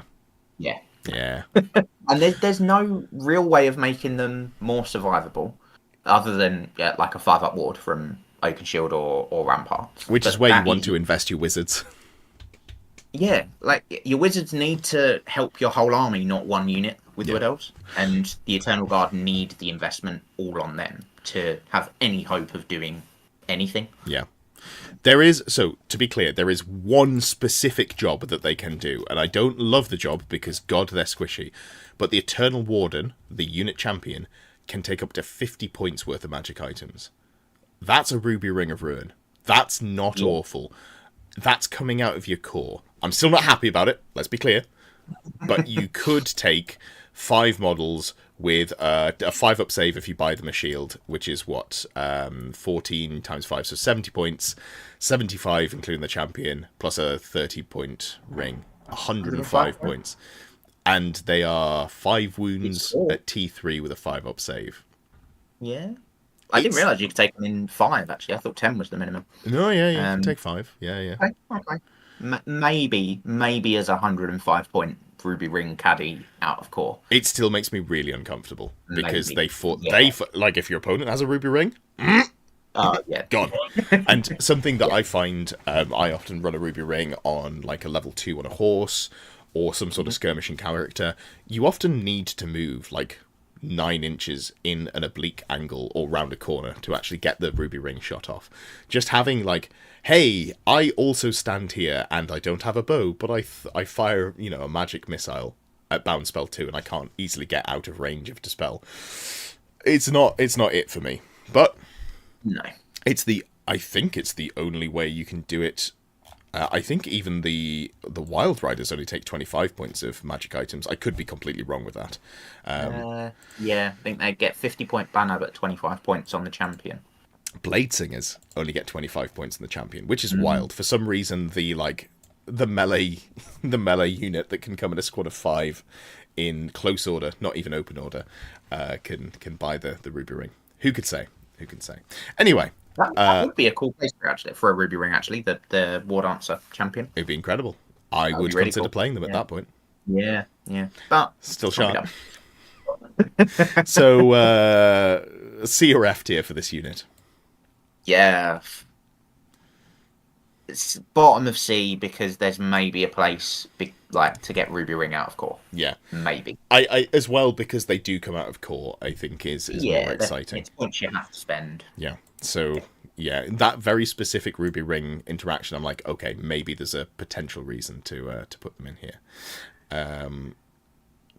But you are taking 100 points away from more poison bows. So Eric says, I kind of disagree there. A combat res brick to challenge out dragons, they can be a good support unit and great for objective play.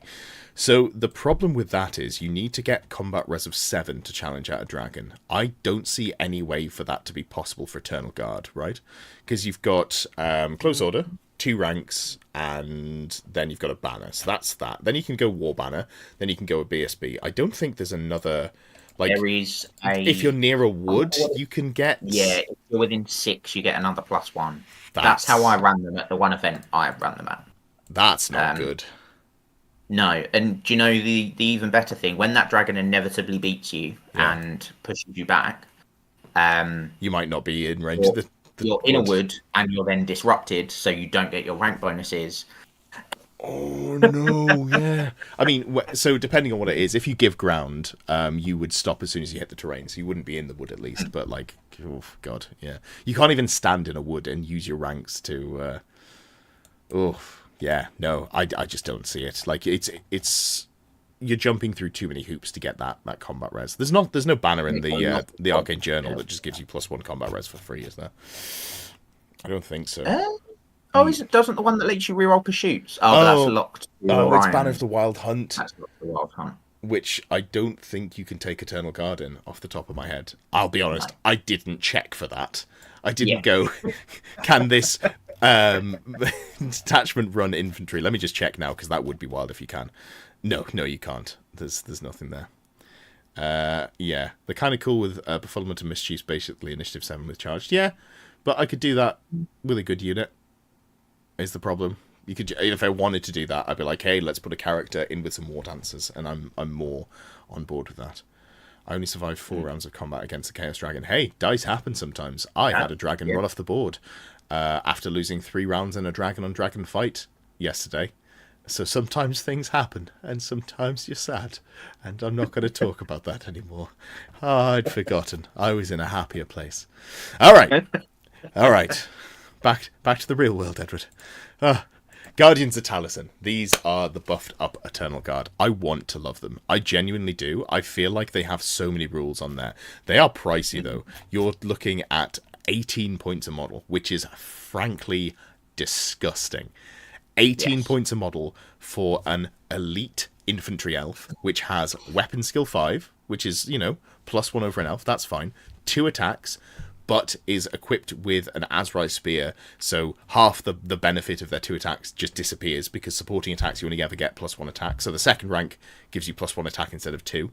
They have Parry, which gives them +1 to the save, melee only, so they still fall over to any shooting and or fireballs.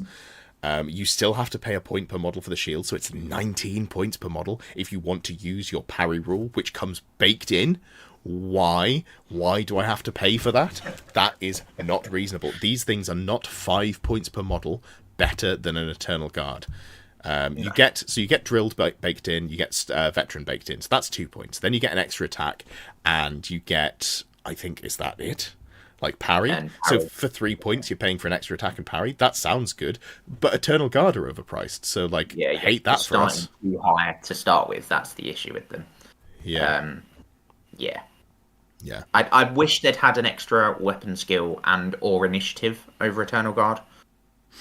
I think the weapon skill would have been the better of the two, but even initiative would have given them a sort of a place, I think, being initiative 7 when they get charged. You could give them weapon skill 6, initiative 5, and I think they're still not good. Like, no, they're not good, but at least they maybe have a role. Like, I just don't even see why you take them over Eternal Guard in the Taliesin list at this point. Yeah, because you can't take them in core. You can't even take 1 unit in core. No. Yeah, it's pretty rough out here. Someone, Whizbangs, no, not Whizbang, who said it in chat? Folding Chair Johnson, great name, by the way. Chosen Warriors are only 17 points per model. Let that sink in. I think that's before we start giving them weapons and stuff, but, like, this is base 18 before shield, so, like, who am I to talk? And also... Chosen have a ward. I know this isn't your point. Chosen Warriors aren't used. And as you say, T4, full plate, can buy a shield, have a 6-up ward save. God damn. Like, it's rough out here. They're going in F tier for me, I think. Yep. Yeah. Too expensive in a list that you're already not going to take. Yeah. No, I agree. I think they do me a big sad. They are... They're not even the child that I struggle to love. I disavow them entirely. Yeah, even if infantry are good, I'm struggling to see a place for them. But we live in hope. Speaking of living in hope, I heard that there was this unit called Eternal Guard that lived in, not Eternal Guard, Wildwood Rangers, that lived in hope that someone was silly enough to park a dragon or other monster in front of them that didn't have multiple saves and would allow them to try and beat them to death. So probably parked the dragon sideways so you could get more models in base to base, because that's very important in this case. It is, and then doesn't challenge with the dragon either. Or doesn't have like a character on the dragon. You don't have to take a unit champion in here, so we can set it up. Like if you're fighting big Terracoursers, you probably don't unless you put a character in there. So that's fine. So this is an interesting unit. It's 14 points per model, and they are an elf stat line. So you're 1 point more than an Eternal Ranger, Eternal Guard, sorry, and you are 4 points less than the Guardian of Taliesin. Ha ha ha ha ha. You come with a Ranger's Glaive light armor, and you can buy a shield for a point. You still can buy magic items for 50 points. Weird, missed that. And then also magic stand for 50 points. They come with some rules. They come with close order, immune to psychology, move through cover. Close order, probably not. Like Wood Elf infantry, I think I just want open order for the maneuverability. I think if I'm ever relying on static combat res, things have gone wrong. This is not that army. Like, this is the army that has to hit you so hard that when you go to sit down, you realise that you no longer have an arse. Like, you have to be absolutely disemboweled by something. Otherwise, like, if you hit back, you're like, oh, well, shame about those glass statues that I just knocked over. They're all gone. Anyway, so they have weapons. They have Ranger's Glaives, which are cool. I do like them. They're basically great weapons without armor bane that don't have strikes last. So strength +2, AP -2. Takes you to strength 5, AP 2. That's not bad. While in base contact with an enemy model that causes fear or terror, a model with the special rule gains a +1 modifier to its attacks characteristics to a maximum of 10. Glad that's in there. Glad that disclaimer's in there. And the multiple wounds 2 special rule. So in theory, they actually become okay at killing stuff. Now, I don't blame Games Workshop for writing this unit specifically. If we saw stuff in the meta, like Giants, or the new Praeton, for Beastmen, looking forward to that coming out. That's going to be fun. Maybe this sort of unit actually kind of tangles with them pretty well. Your Initiative 4 becoming Initiative 5 because of Elven Reflexes. Big monsters quite often have a bad initiative, so maybe you're striking at the same time. You really need to actually get some attacks off, otherwise you're real sad with this unit. But you just don't do anything to layered saves, and as you point out, if you have a unit champion or a character in there, the Dragon Lord, if it ever feels at risk, goes, oh wait, hold on, I just challenge you and do 7 points of combat res. You have 2 because for some reason you've got a rank left and a banner. I guess I'll run you down. Yeah. I don't remember a time when these have been good. Like back in 8th edition, back in sort of the old Warhammer Fantasy days, they were also terrible.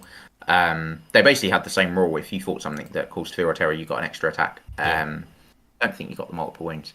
But yeah, they just die too easily. Yeah. They are quite good against sort of chimeras, giants, trolls, that sort of thing. They just don't get there. Ooh, if we see a monstrous infantry meta, actually, these things kind of slap.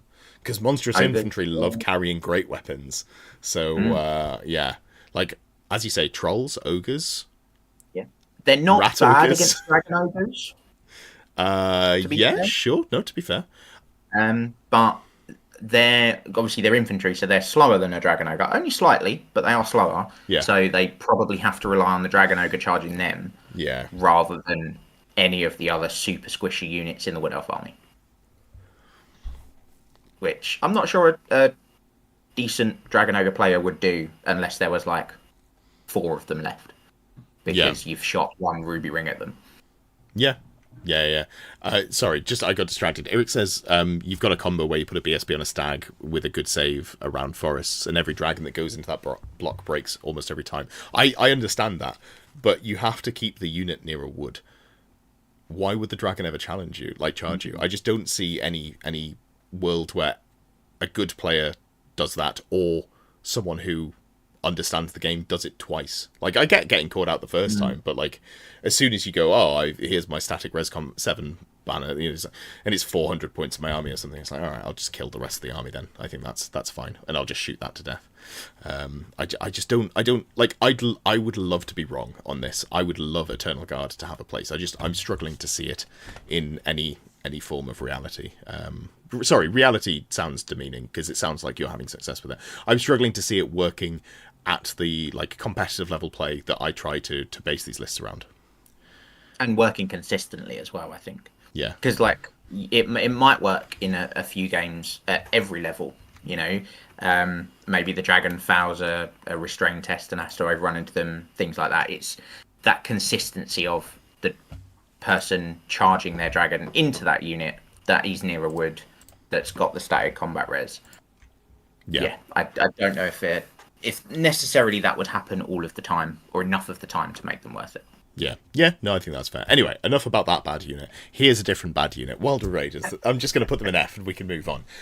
Yes. I want to like them, and there is something that I think is fantastic about them, and that is the models. I really like the models.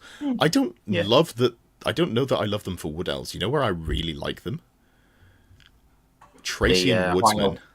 Yeah. They look solid. If I end up doing a Tracian detachment, I think that's what I'm going to use for my Woodsman. I'll still need to source bows, which is annoying because I would want to give them bows. But yeah, cool models. Really like them. Who has to do this? Oh, it's you. You have to talk about War Dancers. I'm sorry. No, it's you, isn't it? Oh, bugger. Because you gave me all of the super, like, terrible infantry. You gave me Glade Guard, you gave me Eternal Guard, then Wildwood Rangers. You're on War Dancers. Then I've got Wayward. Fine. Another terrible infantry. Fine, that's fine. So War Dancers are a unit that I really, really like, and I don't know how many hours I have tried to make them work.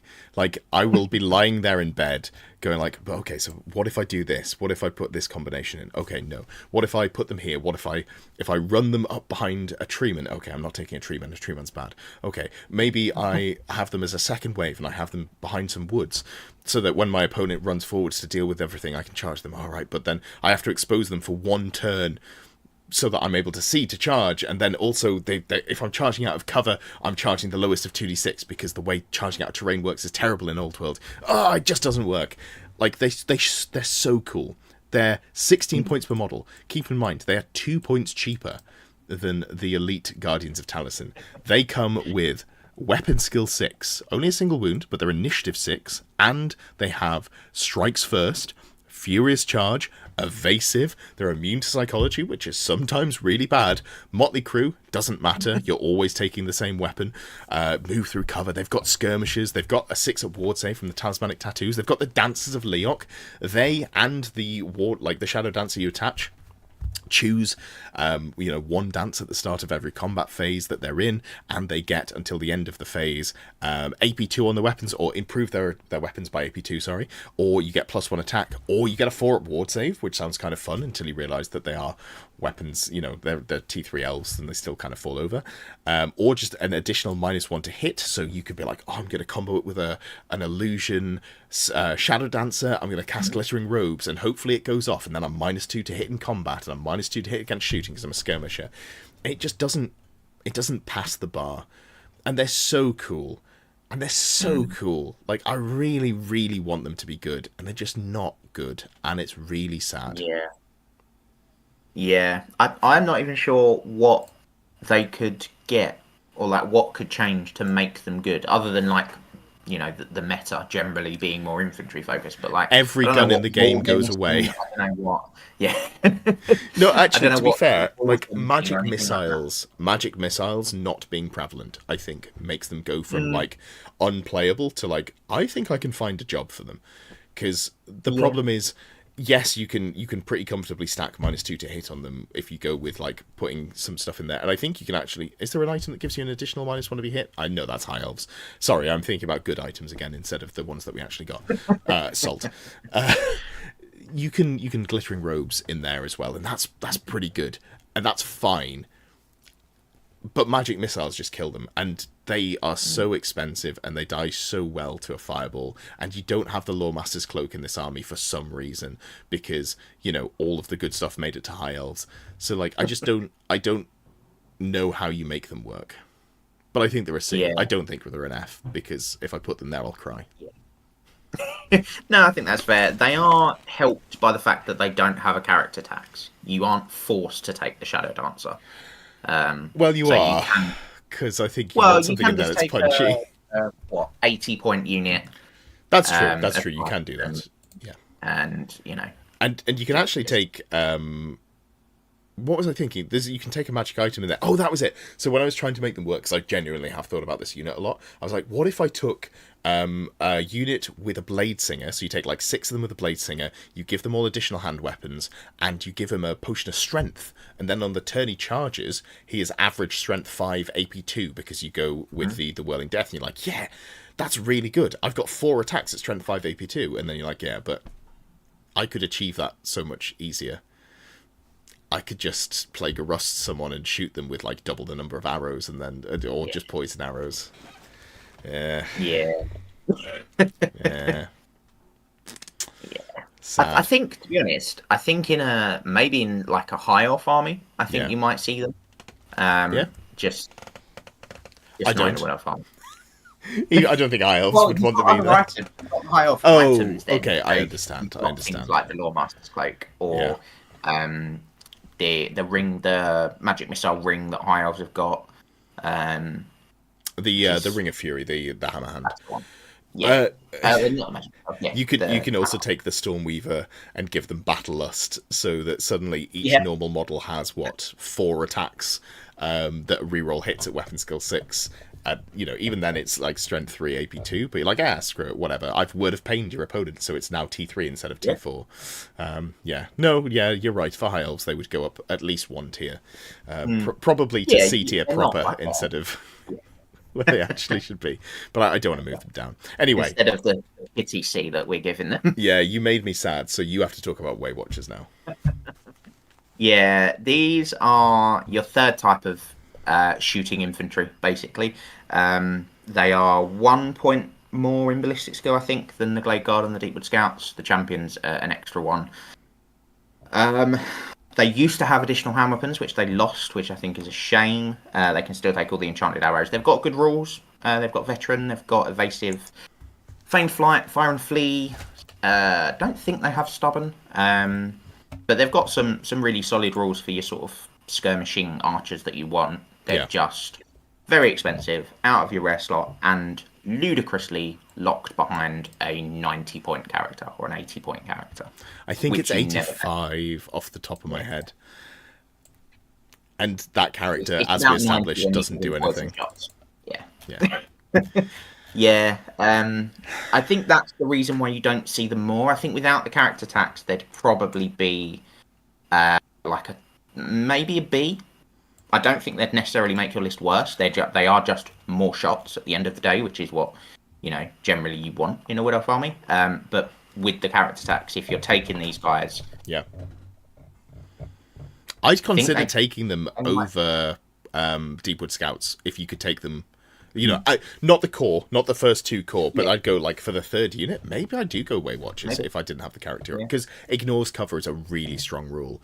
Having just played a load of, Sisters of Avalon, it's really nice. If they had no character tasks, and even just like AP1 on the bows, like not even the ridiculous Armor Bane 2. If they were just AP1 Armor Bane 1, like an additional AP1 on what they get, I think that would be interesting. The problem is they can buy the arrows, but by buying the arrows, they have to go for the poison. Yeah. I was a bit disappointed they lost their. I think it was called Hawk-Eyed Archer, which is what the Waystalker's rule for shooting characters is.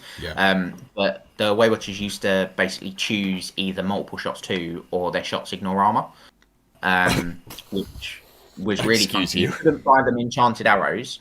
So you couldn't give them True Flight, Poisoned, whatever. But that was just really different. It gave them a different role, because you go, I really was sort of disappointed they lost that, or lost sort of something like it, and they just went, have enchanted arrows. I think that could have given them a niche. Yeah. But yeah, as they are with the character tax, I think they're an F. Yeah, no, I agree. God, they're sad. That is really, really sad. They are the top of F, though. They're better than the Wildwood Rangers and the Guardian of Taliesin, Yes. I think, inarguably. We've got one last regular infantry, and then we've got 2 funky infantry. So let's go Dryads. Dryads are weird. They are an infantry skirmish unit. They can be open order as well if you prefer, but I don't see why you would. They've got all of the Forest Spirit rules and all of those restrictions, which also does come with a 6-up regen alongside their 6-up armor save. Skirmishes with T4 and their weapon skill 4, and they've got a good movement, and they've got 2 attacks each.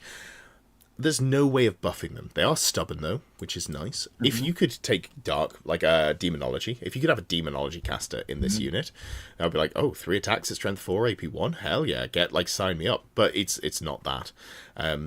But I also think they're not terrible. Like, they're 13 points a model, which is like about what you're paying for an elf. They're a lot tankier in that they've got, 2 6-up saves, and they've got T4. They have some level of punch, and I think they have a job as like an around the edges skirmisher. I think they can do a job. So I think I don't have a lot to say about them. I think they are not particularly exciting, but I think they're sort of like a bottom of B tier. Worse than Glade Guard, but bottom of B. Yeah, I think that's fair. I've seen people use them with just sort of a reasonable effectiveness. I've not used them myself, but yeah, I've certainly seen people get stuff out of them, which I was surprised by, because sort of just looking at them at first, you're like, they don't really do anything. But the stubborn helps a lot just to sort of tie things up, really. I think they're consistent. They're a swingy unit. You look at them and you go, like Folding Chair Johnson says, with my experience, War Dancers are really good against T3 units and as flankers, but they normally get shot off the board before they make it into combat. I think Dryads do the same job for cheaper and in core. And maybe better, like, because they're T4, so it's like, oh, well, I'm only a 5-inch movement unit, so you got the drop on me. Oh, actually, you kind of bounced, because I'm T4 and I've got a 6-up, 6-up. Sucks to suck. Now I've got, 8 attacks back into you, I win combat. Haha, trees. I think I could see more purpose for Dryads here. Yeah, they don't just fall over to a stiff breeze either on the way there because of that toughness 4 and the 6-up, 6-up. They do suffer from what all Treekin suffer from, which is their punch in melee is not very good at dealing damage, which is upsetting. So, would you like to talk about the next Forest Spirit? Yes, gladly. So this is a unit that, again, I've seen a lot of people have success with, and it has tempted me to try them, and that is Treekin. So I think generally you'll see them in sort of units of about 4. I think that's the sort of size. Although I have seen someone run a line of 8, which was quite funny. Just took up like half the board. They're basically your best bet as an anvil for a Wood Elf. T5, 3 wounds. I think they've got 5-up regen. I think they've got 5-up, 5-up. That's correct. They're okay in combat. Strength 4, 3 attacks.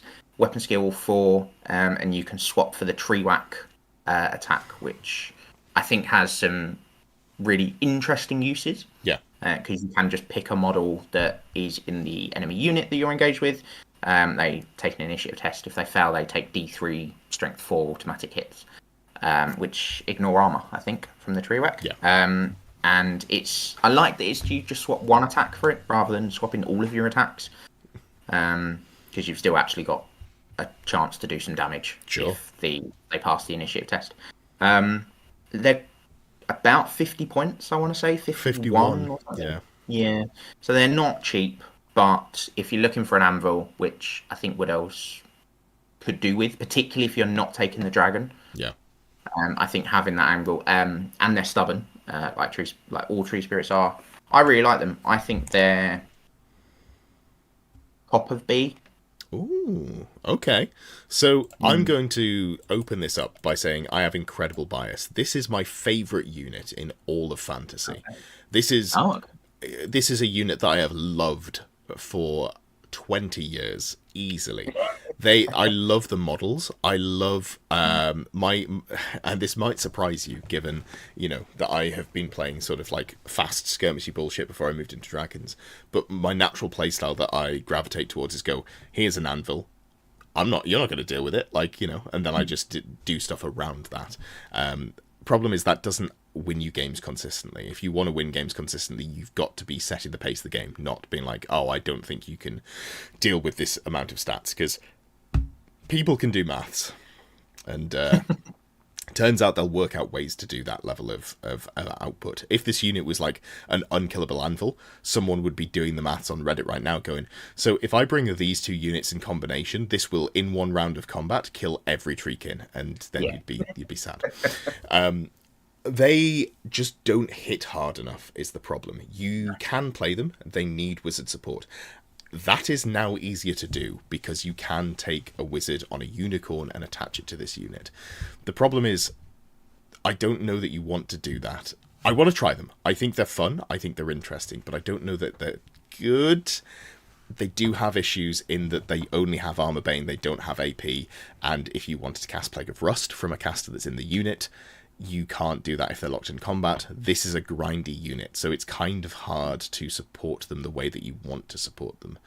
But if you can find a compelling way to do it, which I have been playing around with, I hope to see it happen on the table. I want to see these units, Treekin win a GT. That'd be cool. Yeah, it would be good. I think, to be honest, you'd probably go high magic on the wizard in the unit, and then go elementalism on your second wizard. Yeah, I don't... So I thought about that. I think, in retrospect, I don't know that I agree. Just on the basis of the ward save is only on your turn. So, and if you have Ethereal, you can't charge. So... What are they providing? Because they're already tanky enough that if someone is going to charge you, you're using them as the anvil anyway. And if you're ethereal, they just don't charge you, I think is the problem. It's like putting all the eggs in one basket, but the basket is really slow and it doesn't hit very hard and it can't get there. So I think battle magic is maybe better. It doesn't do much to actually amp up your ability to do combat, but you can march 20 inches. You can give them a 5-up ward save. You can... worst case scenario, stand there, look threatening, and fire off a pillar of fire and a fireball, which is not a use that I'm happy about, but it's there. Do they need the wizard in the unit for that though? For battle magic, they do. For high magic, they do as well. Is the battle magic 5-up wall? That's a self. It is. That's the self one. But that means you can cast it while you're locked in combat, which is why I think you'd go that way instead. There's also illusion, and you go spectral doppelganger with the Spear of Kernos. It's not good. It's not good. Don't do it. Don't do it. It's not good. I'm gonna do it. You could. Yeah. I mean, you can take Lore Familiar and you have a built-in ward save and you've got 4 wounds on a unicorn. Like, it kind of just sits there. It's not good, though. I might take it to a fun event at some point and lose and be like, this was a stupid idea. Who made me do this? Oh, wait, it was me, my worst enemy. But yeah, that's where we stand with Treekin. Anyway, Beast Pack. Have you spent the requisite 3 hours staring at this datasheet to understand what they do? No, I looked at it for about 15 seconds. Yeah. And thought, these are not amazing looking models with mediocre rules. Yeah, but just get some Fisher Price animals to replace them, and that would be better. Shout out Tom Carley, who has an incredibly disgusting looking Beastman army, and when I first met him, I don't know if he still uses them, he had some just like toy cows that he'd painted up with like, put muck and oil washes and stuff on there, and he was like, yeah, this is one of my kids' toys. So yeah, absolutely just do that instead of looking at buying anything else. Yeah, so this is a confusing unit. Some people tell me that you can run different beasts within the unit. I don't think that's right, because it says no, that each beast keeper within a beast pack must take the same. In other words, a beast pack must only contain, and then one of them, not a mixture of different beasts. Somehow people still read it and go, oh, but you can mix and match, because like each Beastkeeper individually has to have the same thing. It's like, that's not how it works.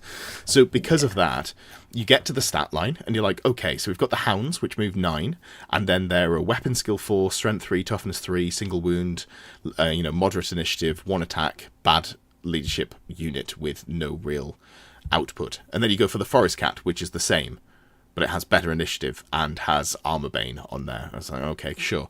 And then you've got this, like 1 less or 2 less movement or something. Oh yeah, and it's movement 7 instead of 9, which sure. Yeah. None of these have Swift Stride already. I'm like, whatever. Sylvan Boar, Furious Charge, Razor Tusks, so you've got an AP on the charge, but you're only a move 6 unit. You are Strength and Toughness 4, so I think maybe the Sylvan Boar is the most interesting of the lot. And then you've got the Bear, and I like the Bear, but you're paying 20 points plus an additional 11 points because you can only take 1 bear per keeper. So you're for every 3 wounds that are at toughness 4 with like armored hide 1, you're paying 31 points. That's just not it. Yeah. I feel like they were just like, let's do something fun and zany and we'll bring back this unit. And it's like, well, you did do that, so neat. Yeah, they found a bag of them in a cupboard somewhere and thought, what can we do with these? Yeah. And then, but because they only found a bag of them, they were like, oh, we don't have the mold, so let's not make the rules good, otherwise people want to buy them. Yeah. Yeah, I don't think they're going to be gracing the competitive tables anytime soon. No. Probably. They are cheap. If you go with like the dogs or the cats, they are like quite cheap. 6 points per model for the Forest Cats, so you can go 29 points for 4 wounds. Yeah. Yeah. Maybe use them as a screen. Yeah, there is that. The fact that they move not like the Deepwood Hounds move 9, like maybe if we're in a meta where we're seeing a lot of like fast skirmishing units or war machines that you need to get around your opponent's army for, maybe like 2 units of Deepwood Hounds where you're paying, you've got 8, 16, 24, 35 points for a unit of 4 models, but it does move 9, it does skirmish. It's never going to kill anything when it gets there, but like, it's just tying up a cannon for a couple of turns like that's not awful. Yeah. For 35 points. Or would you rather have an eagle for 60 that can fly, does have swift stride, and probably will kill the cannon in combat? Why are you asking me questions you know the answer to? You and your rhetorical questions. Yeah, I think they're an F tier unit. Like this is like Araloth. There is a world where there's something that you do with it, but I'm much less convinced about this because what they do is way more easily replicable, as you pointed out by the fact that you could just take a doubly as expensive eagle, but the eagle does something. Yeah. Yeah. Yeah, definitely an F. Yeah. All right. Well, I think it's over to you then, because I had to talk about that. Oh, I get something good. Yeah, you get the what Glade Riders. Yes, big fan of these. You can run them open order or skirmish. I don't think I've seen anyone run them open order, but you could. I have, because if you attach a stag to them, you can't. So I ran a unit of 5 with the Vanguard banner, and I put 2 stags in, so I could just be real aggressive with it. And I gave them drilled as well, so I was like marching column forwards. Either turn 1, I'm going to go Nyum, cast Arcane Urgency on them, scatter the characters to the 4 winds, and just be like, what are you going to do? Or, I just charge you from drilled. That was a very specific use, and I only did it once. But generally you'll see them in skirmish. They are generally a wizard bunker, and they're a really, really good wizard bunker because you can buy them reserve move.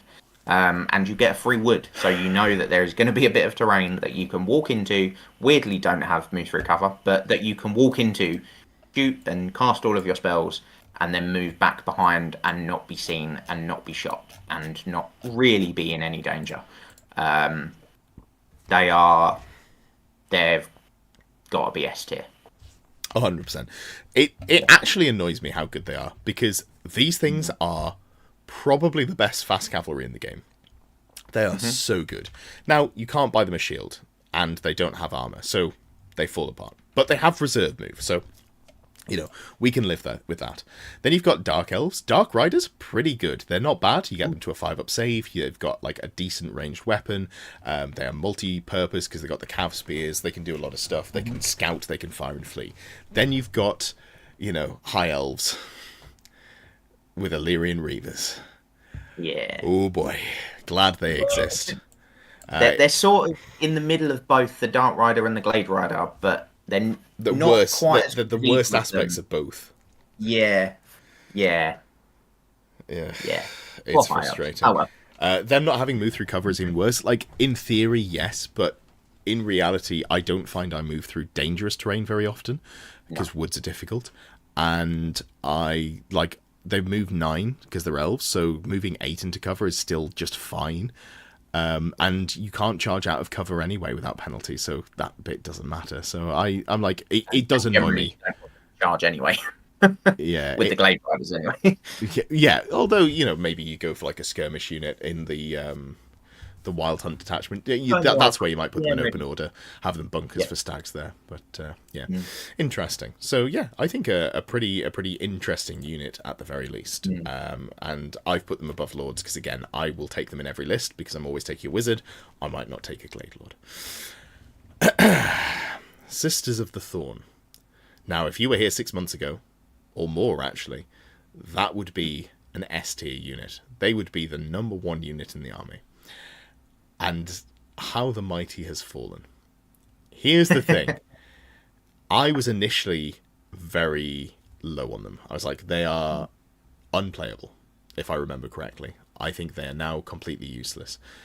And then I looked, you know, I laid my gaze upon the swathe of Wood Elf units, and I went, well, shit. What am I taking instead of them? And I still haven't quite worked that out. So I think they're a B tier unit. They are, like, still kind of fine. They're light cavalry, so they're, you know, they can march and do an open order pivot. They have march and shoot javelins, which are strength user AP1, move and shoot quick shot, and you're poisoned because the model's poison. They've got loads of great rules. They've got fire and flee. They do move through cover. They obviously have swift stride as well. They have a 4-up ward save built in, which for elves is pretty nuts. Now that's good against cannonballs and real bad against, you know, handguns. So take your pick there. But you know, you've just got to use them well. And then you've got Deepwood Coven, a rule that used to say pick a spell from battle magic or elementalism and you roll it. Now it says roll a spell. I think you can swap into the signature spell. However, I think there's an argument to be made that you can't, rules are written, so do check with your TO. I think most TOs are going to say, that unit that doesn't exist on the tabletop anymore, hey, buddy, you do what you want. Like, you can swap into it. For what it's worth, the Warhammer World Events team rule it that you can swap to the signature. Yeah, I think that's the intent, but it's because the wording is like, oh, the wizard can swap into a signature spell, and they're not technically a wizard, they're casting a bound spell, yada yada. I think the intent is that they can double check with your TO before the event that you're going to. Yes. I think they're fine. You still just take them probably battle magic, because most of the spells in that lore are just like aggressively okay to really good. I think the only thing you're sad about is Oaken Shield, and if you get Oaken Shield, swap to Hammerhand. Or you can use them to bunker a wizard with Dirthu's Wrath, because you get a ward save and they can take the elementalism signature spell. Do you still get the ward? I thought they'd change that in the FAQ as well. So the ward save doesn't apply to characters. So I guess you could Oaken Shield to apply it to a character that you've got joined, which would be I suppose fine. Yeah. But I really like them still. They're obviously not as broken as they were when you just took 3 units and took Pillars of Fire and nobody had a good time. But I do really like them. I think Battle Magic is the way to go. I think Hammerhand is not bad on them. Sure. And they are, because they're really maneuverable, because they're fast cavalry, so they can march and quick turn, and still ping their javelins, which is really nice. They are, I've found, really good against single Dragon Ogres in combat. Okay. Because, like, Hammerhand does a lot of the heavy lifting, but often you have them on the flank, which likely means you're probably not in dispel range of their wizard. Yeah. And if you do get it off, with your poison attacks, with the AP 1 or 2 from Hammer Hand and the 2d3 Strength 4. Dragon Ogres don't have the best toughness. They rely on the armor save. So it doesn't take much to just get through that save. Like, if you get a wound or 2, you've got a banner because you're using them as a wizard, so you've definitely paid for the banner. You've got a banner. Ideally, you've got them in the flank. They're not going to be close order because there's only 1 Dragon Ogre. You've got a wound. You've got a 4-up save. They only hit you on 4s. There's a good chance you win by sort of 1 or 2. Dragon Ogres don't have the best leadership. And it's those sorts of units which are reasonably fast. Yeah. Reasonably sort of tanky to the Wood Elves' poison shooting. Yeah. That can cause a lot of problems for Wood Elves, and the sisters deal with them really well. They'll deal with any sort of chaff like warhounds and things like that super easily. Chariots, as long as they can charge the chariot and they're not getting charged, they're great. I did have them kill a Tomb Herald on stand and shoot, and then beat the Tomb King in combat. That's Which was wild. But that's very much spiking. That is not their average day at the office. Sure. But I still really like them, and they're like 160 points, I think, for 6 with a champion and a banner. They're not a huge investment. Sure. Yeah, absolutely. They are pretty budget, honestly, for what they do. Yeah, absolutely fair. I think B tier, top of B, and I have been playing them recently, and they've been doing okay. I need to run them solo in the way that you described them to deal with threats that the rest of my list can't deal with, and buying some space. I think that's actually really interesting, a use that I hadn't considered. Great. Do you want to talk about a unit that, or is it me? Was it you for Sister of the Thorn or me? No, it was you for Sisters. Cool. Well, you've got Wild Riders. Yeah. I mean, their output is obscene. Even without the new kindreds and things that you can now stack on top of them with a captain or a lord. Yeah. 3 attacks on the charge, strength 5, AP 2, weapon skill 5, initiative really high. Has armor bane in there as well, just because. Yeah, sure, why not? Strength 4 on their stags as well. Yeah. You know, it's a better horse. Really like them. Got the option for either Vanguard on their banner, or the new one if you go Wild Hunt, the +1 combat rares reroll pursuits. Rampaging banner's not bad on them either for the reroll charges because they're frenzied. Those are the 2 I like. Reroll charges or reroll pursuits. Like, one of those 2 I think is the way to go. Yeah, I did run them with the upgrade in Fear to Terror banner for a little while. I just found it was too expensive for its quite niche use, because you don't actually want stuff to run away from them. Yeah. You want to get them into combat and kill stuff and then overrun, because you just move a lot further, which often means you're then out of arc. Yeah.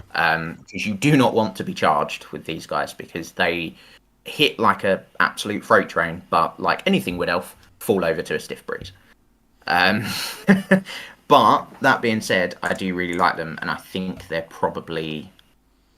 I think you're going to say A. I think they're B. I think they're B as well. They have limitations. They're a frenzied unit. Yeah.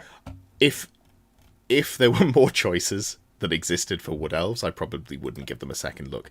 But you just have 500 points. You're like, what the hell am I going to spend 500 points on? But I think they're better than Sisters of the Thorn. I have been pretty impressed by them. I played them into Beastman earlier today. That battle report, as I say, will be going up tomorrow.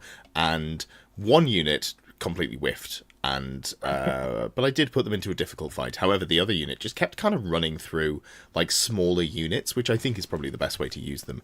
And because once you catch and kill a unit after your overrun that you have to do because you're frenzied, you still get to test to restrain and reform. I don't think you do. So rules as written, you do. And I isn't it a restrain? Isn't it a reform test? I went down this rabbit hole as well, because I was where you were sat. Like, wait, this doesn't feel right, and it's not the same thing. It is a separate thing. So you are at the end of that able to turn around. That does make them a lot better. It does, yeah, because I found that I was killing a unit, then overrunning, hitting a wall because I was like at an angle, and they're like, oh, well, I've only gone 4 inches. Let me turn around and get back to join the fight. So that was pretty okay. But yeah, they're interesting. Wild Riders, not awful. And 6s feel good, and like 150-ish points. Yeah. Not too bad, honestly. Like, I'm not upset at I think that's the key for a Wood Elf army. Is all of your units should be about 150 points max. Yeah, Bar like your dragon. Yeah, or your stags, and you've got like or your stag. a stag that's 300, and then you've got the big, expensive casting block, but that's super hard to get to because that's just going to run circles around the wood and do things there. Yeah, so exactly. You got to talk about Wild Riders. I have to talk about Warhawk Riders. God, I want them to be good. Me too. I so wanted them to be good. I think they were almost there in a way where they're not anywhere near there at all. So you're paying roughly the same as a Pegasus Knight for a model that has, no save.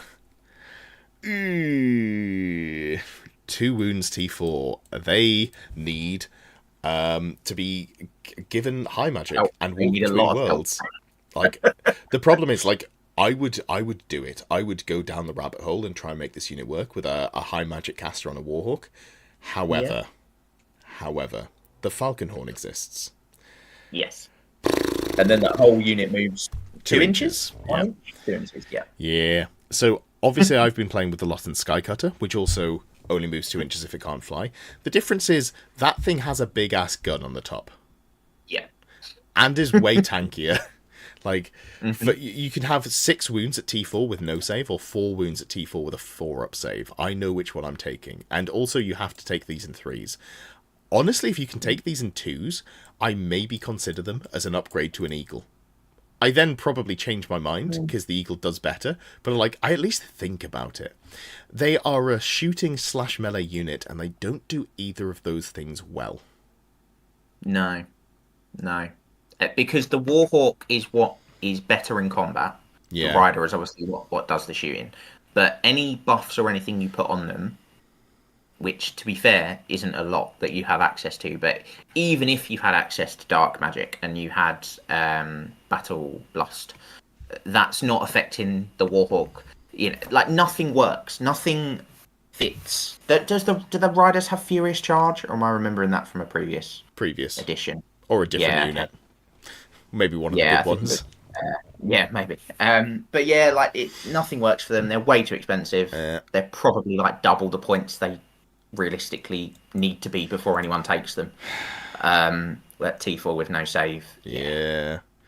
I think unit. Around 30, low 30s, I could see them, and you still have to lean into them because you're like, God, this is expensive.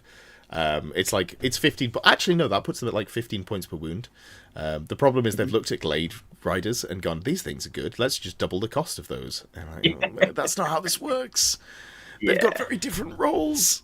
They do have evasive, so they can, when they get targeted by that Ruby Ring of Ruin, they can fall back in good order, still be in range, even with your Swift Stride, and then die. Feigned Flight is cool. They're you look at them and you're like, oh, this is such a good glass cannon hit and run unit. Yeah. But it's not a glass cannon. It's like a glass pea shooter. They don't hit hard. Yeah. They just suck. Yeah. Yeah. And the Glade Riders are very similar in that sense. The Glade Riders don't do any damage. No. You're not taking them for their 6 or 7 or 8 bow shots, really. Yeah. You're taking them to give your wizards a reserve move. And as much as you couldn't do that because I don't think Warhawks have... Oh, no, they do. They have reserve moves, don't they, Warhawks? Am I remembering that wrong? Or am I just hoping they have better... No, you're just making that up. Oh, okay, nice. Okay. Well, they don't have reserve moves, but if they did, no. If you gave them walk between worlds, they would. With the wizards, with them, and they get evasive and all of that good stuff, but... The Glade Riders come out of core at the end of the day. They're less points, and they come out of core, and they're do actually a better good. Job. Yeah. Yeah. Millie Rippey's saying in chat that you can take a single Beastkeeper and a dog for 19 points for a move 9 skirmish. That is a fair point, actually. I'm not going to move them in the tier list because this is new information that I haven't really fully formulated. But maybe I need to reconsider because that is just 2 models that will march 18 inches. If only they could go into open order, and then you could just put them in marching column and go 27. And actually redirect things. You can kind of redirect with skirmishes. That I think is the big thing that probably stops them from doing the job you're talking about. Because you're saying here, it's it delays the Death Star charging. Realistically, they charge the 1 inch to you. you form up to them because you're a skirmisher, so you can't even be too far off to the side, and then they overrun roughly as far as they would have marched anyway, like on an average dice roll. I don't actually think it stops anything from happening too much, but I should maybe play around with it. You have to take them out of rare, but...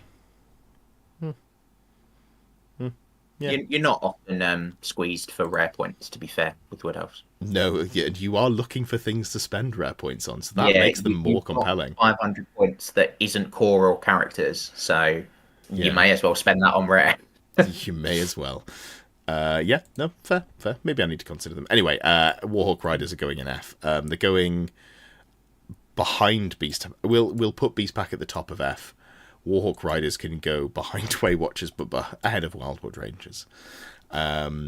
Perfect. Oh, what a horrible tier that F tier is. Oh, it's really sad. Great Eagles, though. Eagles. I'm a fan of. Okay, you talk about them, because I think I like them less than you. Yeah, I think I don't know. I was going to say I think I prefer them if they were skirmishers, but I'm not actually sure. I think they, being close order, they can do that sort of redirecting sort of trick that you want in a Wood Elf army. Sure. They are fast enough to do it, even though they are close order. Open order would be better, but that's just sort of wish listing, really. Fly 10, Swift Stride, solid enough in combat that they'll probably kill a War Machine. Weapon they're skill unlikely 5. They are weapon skill 5, yeah. They do have to use one of their 3 attacks on the Serrated beak. rubbish beak attack. Yeah. But into a War Machine, which normally doesn't have armor, and that's 2 damage. Yeah. I'm like, all right. Yeah. Not bad. I got a cheeky stomp as well. Just because. Because when I think birds, I think stomps. Yes.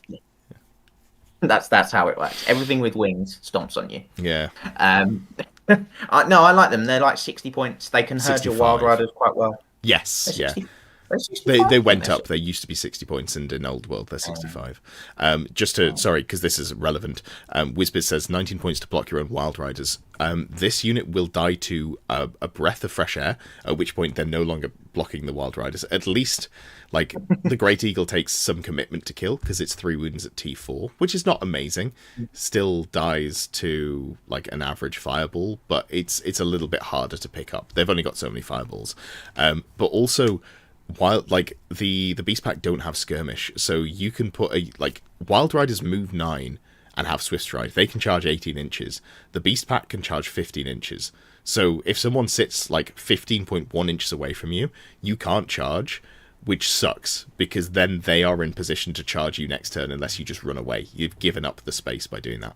The Eagle has the same charge range with Swift Stride and Fly, so it could theoretically even charge over the unit you want to charge. Like, so you go like, oh, I'm going to charge the handgunners on the hill, and then I'm going to charge this into the unit of spearmen that are stood in front of them. Like, you've got a lot more versatility there. They are movement 9. They don't have Swift Stride Whispers. The lack of Swift Stride is the issue. I'm not saying that they use a fireball on the 19-point dogs. I'm saying that you'd use the fireball on the Great Eagle, which does kill it on average.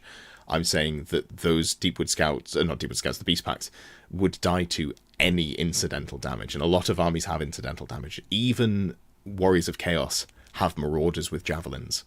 Like, people typically don't shoot them. If I'm running 5 Marauders with javelins and I see a 2-model unit that is, like, screening a frenzied Wild Rider unit, I'm shooting those javelins, and then I'm running away with those Marauders. Yeah. Anyway, so I'm getting sidetracked here. Great Eagle. What are you thinking? B or A? I think B. I don't think they're. I think better than Wild Riders. I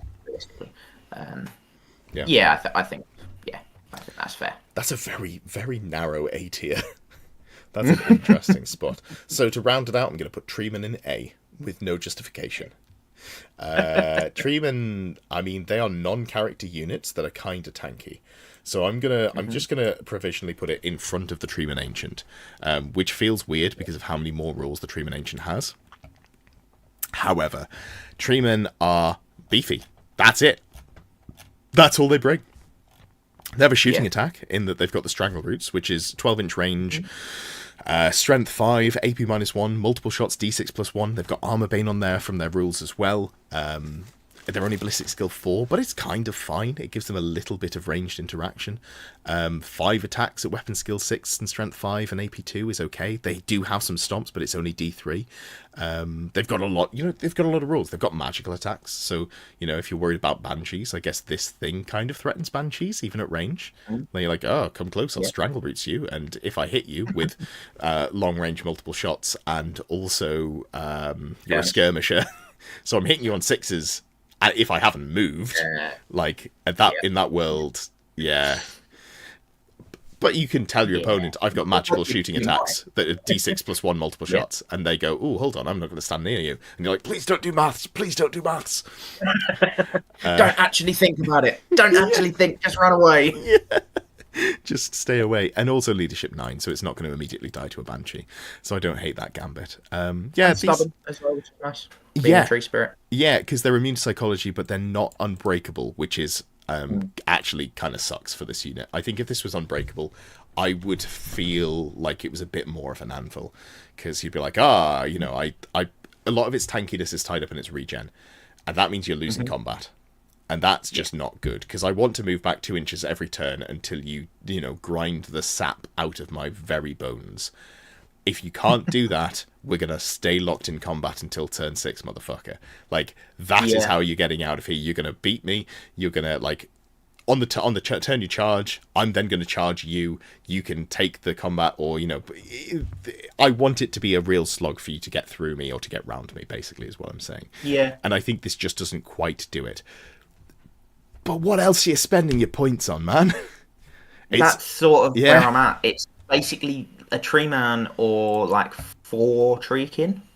Yeah, tree man, 4 treekin, or wild riders, or Sisters of the Thorn. And which line do you want to go down? I think the treeman's probably the least appealing of those 4 lines, but I think it's one of them, and it's a cool centerpiece model. Yeah, he does a job. He does do a job. I think Arcane Urgency and TMP make him a lot better at that job. TMP, you are always going to be at long range with your strangle roots after TMP, which is a bit of a shame because you have to be 6 inches away. Sure. Which is a little bit annoying, but I mean, you're not taking him for the D6 +1 shots. They're just a nice to have if you roll some 6s. Yeah. But he's solid. Sort of a solid little anvil. He's not going to stay there forever, but he'll probably hold for a turn or 2. He's another terror causer, which is nice. He's not a particularly quick one, but he does cause terror, which is not bad. And I found, to my surprise, because I hadn't done the maths and I just assumed he'd be rubbish, he's actually really good when he gets charged by boar boys. They just cannot hurt him. It's a lot of 5s they've got to roll. If they don't roll 5s, he just punches them real hard.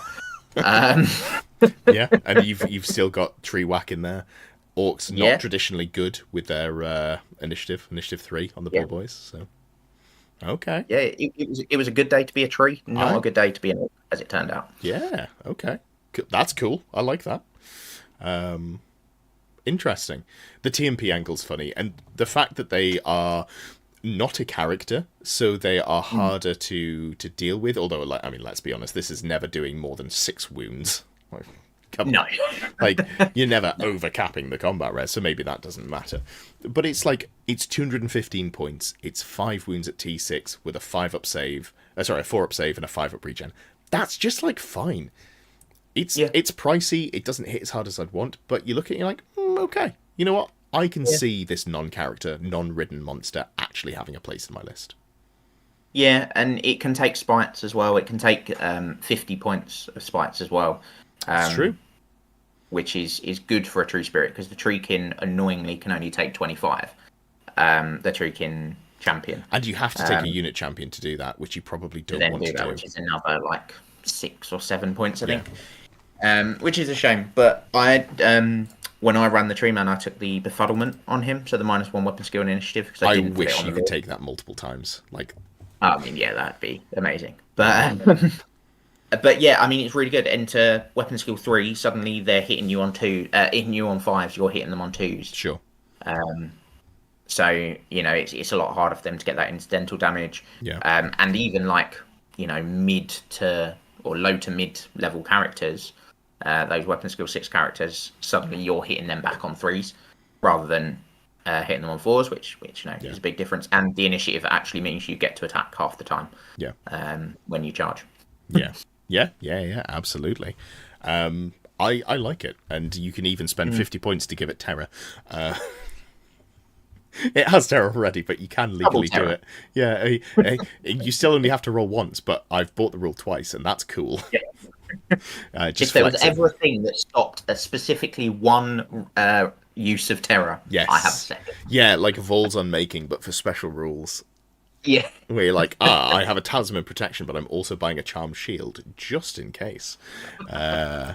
Yeah, Treeman versus Giant Chaos Spawn. Giant Chaos Spawn are just such an aberration, not only rules and fluff wise, but like what they are compared to everything else. And they're good, and they're worth playing. And I kind of wish that was the standard that monsters were held to in the non-character slot.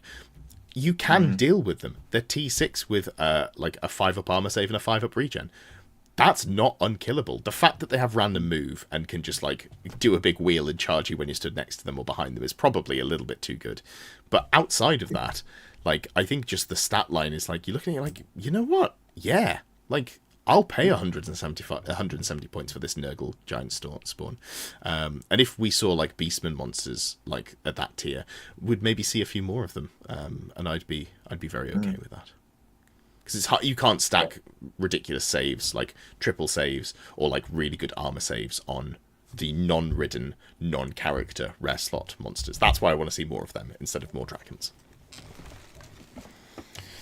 Keith says, issue is movement 5. Anything without Swift Stride or Skirmish in this edition is suffering if it isn't a Torrent, Truman, and Sneak Wings. Yeah, I absolutely agree. You can TMP it around.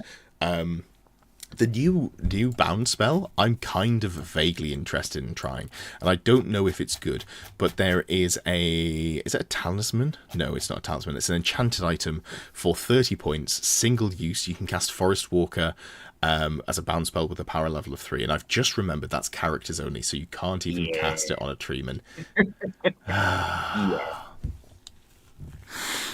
One thing that sort of gets, alleviates the issues of being movement 5 with no Swift Strike is that you're not that bothered who does the charging into the Tree Man. Like, you're reasonably happy to get charged as the Tree Man. Yeah. It's not like you do any more damage. You're a good toughness so that lances on most things are still probably wounding you on 5s. Like, chariot impact hits aren't going to do a ton against you. They're probably on 6s to wound. So you don't actually care if you get charged a lot of the time. True. You just have to be fast enough that you're in front of your archers who are probably moving backwards. Yeah. And I think he's just about fast enough to manage that. The exception is, of course, a dragon, which is what we're expecting to see. Yes. Or a monster slaying Brett Peglord. If those tops of the meta didn't exist, if you play in a world where you're like, let's just play games without those bullshit characters, Tree Men look real tasty, I think. It's fair to say. We don't live in that world, but wouldn't it be nice? Yeah. Wouldn't be nice. Or just play with your own. Just put the 6 attack Wild Rider Kindred Glade Lord with the Dragon Slaying Sword. Just have him running about terrifying those dragons. Yeah.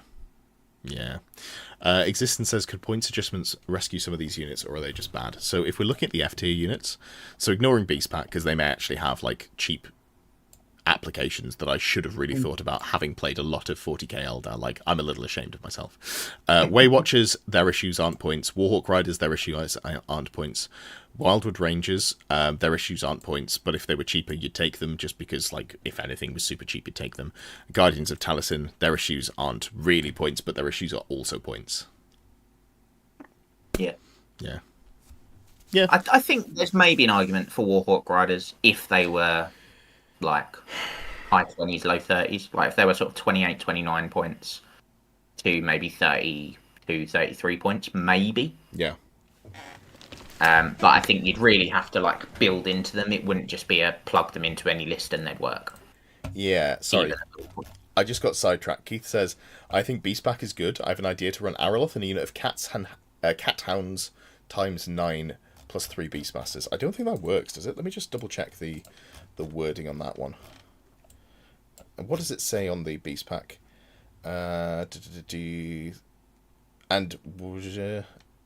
may use the movement characteristic for the majority of them. So, this is the classic. Do rules for the unit apply to characters that join them? I think no. Especially now we've seen some of them FAQ'd out, but they should probably just blanket fix it instead of being like, specifically, these two don't work. Yeah. They need to change their way of writing rules to, instead of saying unit with this rule, just models with this rule. That fixes it. They needed to change their way of writing rules back in, like, when did I start playing? 2001. They needed to change before then. People cared less back in the day. But, like, it's been very apparent. The problem is, the rules writers are not like trained rules writers. They are like sculptors and painters and hobbyists and lovers of the game who have become writers of the game, and that's good for the feel. Like, this is why we play Warhammer, and I'm going to say it again. I think they've nailed the feel of Old World, with the exception of like the stuff that's too good. I don't feel like dragons running around in every game feels Old World, but like a lot of the armies, like Orcs and Goblins, feels Orcs and Goblins, and it's fantastic, and I really like it. But get some legal copywriters. Just get someone who's worked for lawyers, get two people who've worked for lawyers, and get them to completely rewrite everything in your book and standardize language. Do not have the same rule across 3 different books that is slightly worded differently so that one army just has a better rule for some reason. Like, scouts, for example, in 40k, there have been times where you're like, oh, so this model gets to move before the deployment roll, but this one gets to move after the deployment roll. Oh, why? Because we just used clumsy wording and we didn't clarify. Just please, come on. Wouldn't Wildwood Rangers be good in German comp? I don't know. I haven't looked too deeply at German comp. I'm really not a fan of comp in general, but I doubt it. I think you could probably just take better stuff. Like, unless German comp makes infantry significantly better to start with. You can't take magic items on ridden monsters over like 400 points, with the exception of a talisman. So you can still just take like a talisman dragon. Yeah, okay. Yeah, so it's like, oh, well, okay, cool. I still just take like a not quite as good, but still probably good enough dragon because the rest of the meta is toned down. What's the best Wood Elf dragon build? Just the same one that everyone's been running already. You know, the Befuddlement of Mischiefs, Annoyance of Netlings. You don't have to go for both, but one or both of those. You go for probably an Ogre Blade, Talisman of Protection, and then you give the aspect to the cat, and then it just wins every challenge. The problem is, it was already winning every challenge. Now it's even more obviously going to win every challenge. Why anyone would ever let you charge their dragon with that, I do not know. Yeah, I just don't see it. I will say, if you want a slightly cheaper dragon build, a sort of sub 500 point dragon build, the one I go with is Armour of Meteoric Iron, Talisman of Protection, Great Weapon, Annoyance of Netlings, and Resplendence of Luminescence for the magical attack, so he can't get Green Knighted. That's like 490 or 486 or something. And you know, you'll probably add Aspect of the Cat onto it now for rerolls in challenges. Points. There we go. Yeah, why not? I find that works quite well and is significantly cheaper than the Ogre Blade variant. He doesn't kill as much. Like, he's not going to kill another dragon comfortably, but he should not die against another dragon. Yeah. Quickly, anyway. What's the thought of running a Glade Lord with Bear Kindred on a Warhawk or Great Eagle?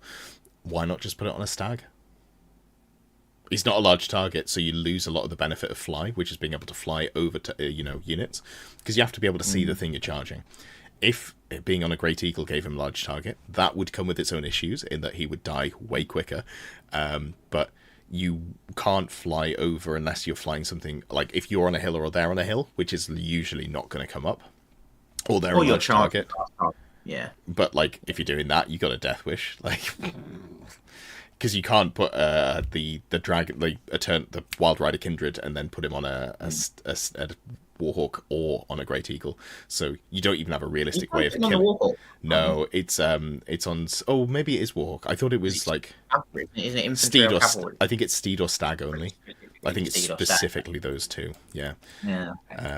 Which is a shame because that would be fun and or funny, but also a 360-degree skirmishing flying just frenzied model is maybe more out of control than I'm willing to put up with. Yeah. I think that's decent. So yeah, I just say put him on a stag, because then you can get to a 3-up armor save, and you still get +1 toughness and wound from the stag, which is nuts. And the output of the stag is kind of nice anyway. A stomp, an impact hit, 2 attacks at weapon skill 4. You're probably dropping their weapon skill by 1, so often you're hitting on 3s. It's just good. It's just real good. It's hard. Got AP on the on all of its attacks as well, including its stomps and impact hits. I think the stag AP 1. I think. I think he's got. I think if from memory, he's AP1, Armor Bane 1 across the board on all of its attacks. And I always forget, and you go through like, here's the 25 special rules that a stag has. It's like, bugger, wait, hold on. So no, hold on. That's the stomps get AP1. It's like, oh yeah, there we go. The horns. I get AP1 on the Lucas says trying to make the Glade Lord leading the Warhawk Riders useful. Really not happening, is it? Well, maybe if Falconhorn gets nerfed, but. Yeah, anyway, we'll see. Hopefully in the future we're in a world where we can actually do stuff like that and not fear the threat of the Falconhorn, because fuck the Falconhorn. All my homies hate the Falconhorn. Anyway, I think we've done well on that tier list. Anything that you'd want to move around? No, I don't think so, really. Perfect. Your camera's frozen, but I can't be bothered to fix it because we're going to go offline in a couple of minutes. Hopefully I'm not in some god-awful pose. No, you're just smiling. No, it's a forced smile. I think everything's in a reasonable position, to be fair. I don't actually think we disagreed on much. No, it was mostly just us wanting to move our pet units up or down 1 rank from where they probably should be, which I think is super reasonable. So yeah, if you disagree, as always, I don't want to hear it in the comments, although I do for engagement, but I will post a link to this tier list in the Discord, and you can come and post your full version. It's very easy to say, move this 1 unit 1, but it's very difficult to actually rank everything and do it under the scrutiny of others. If you want to support the channel, you can become a member. You don't have to if you want to support the channel in other ways, such as leaving a comment, like in the video, watching. I really appreciate all of that. But if you do want to support, there are various tiers that you can click on the join button. If you are a tier of Longbeard or Grail Knight, you are then open to join the VIP section on Discord. The Discord is generally free, but there is a VIP section. And also, if you're a channel member, there is currently an open order summer sesh league being run by 2 of my channel members. Shout out to Callum and Jordan. So that is for members only of Fnatic tier and above. Information is on the Discord, and if you're curious, you can ping either at More Beastman Rumors or at Jordan G. Thank you for watching,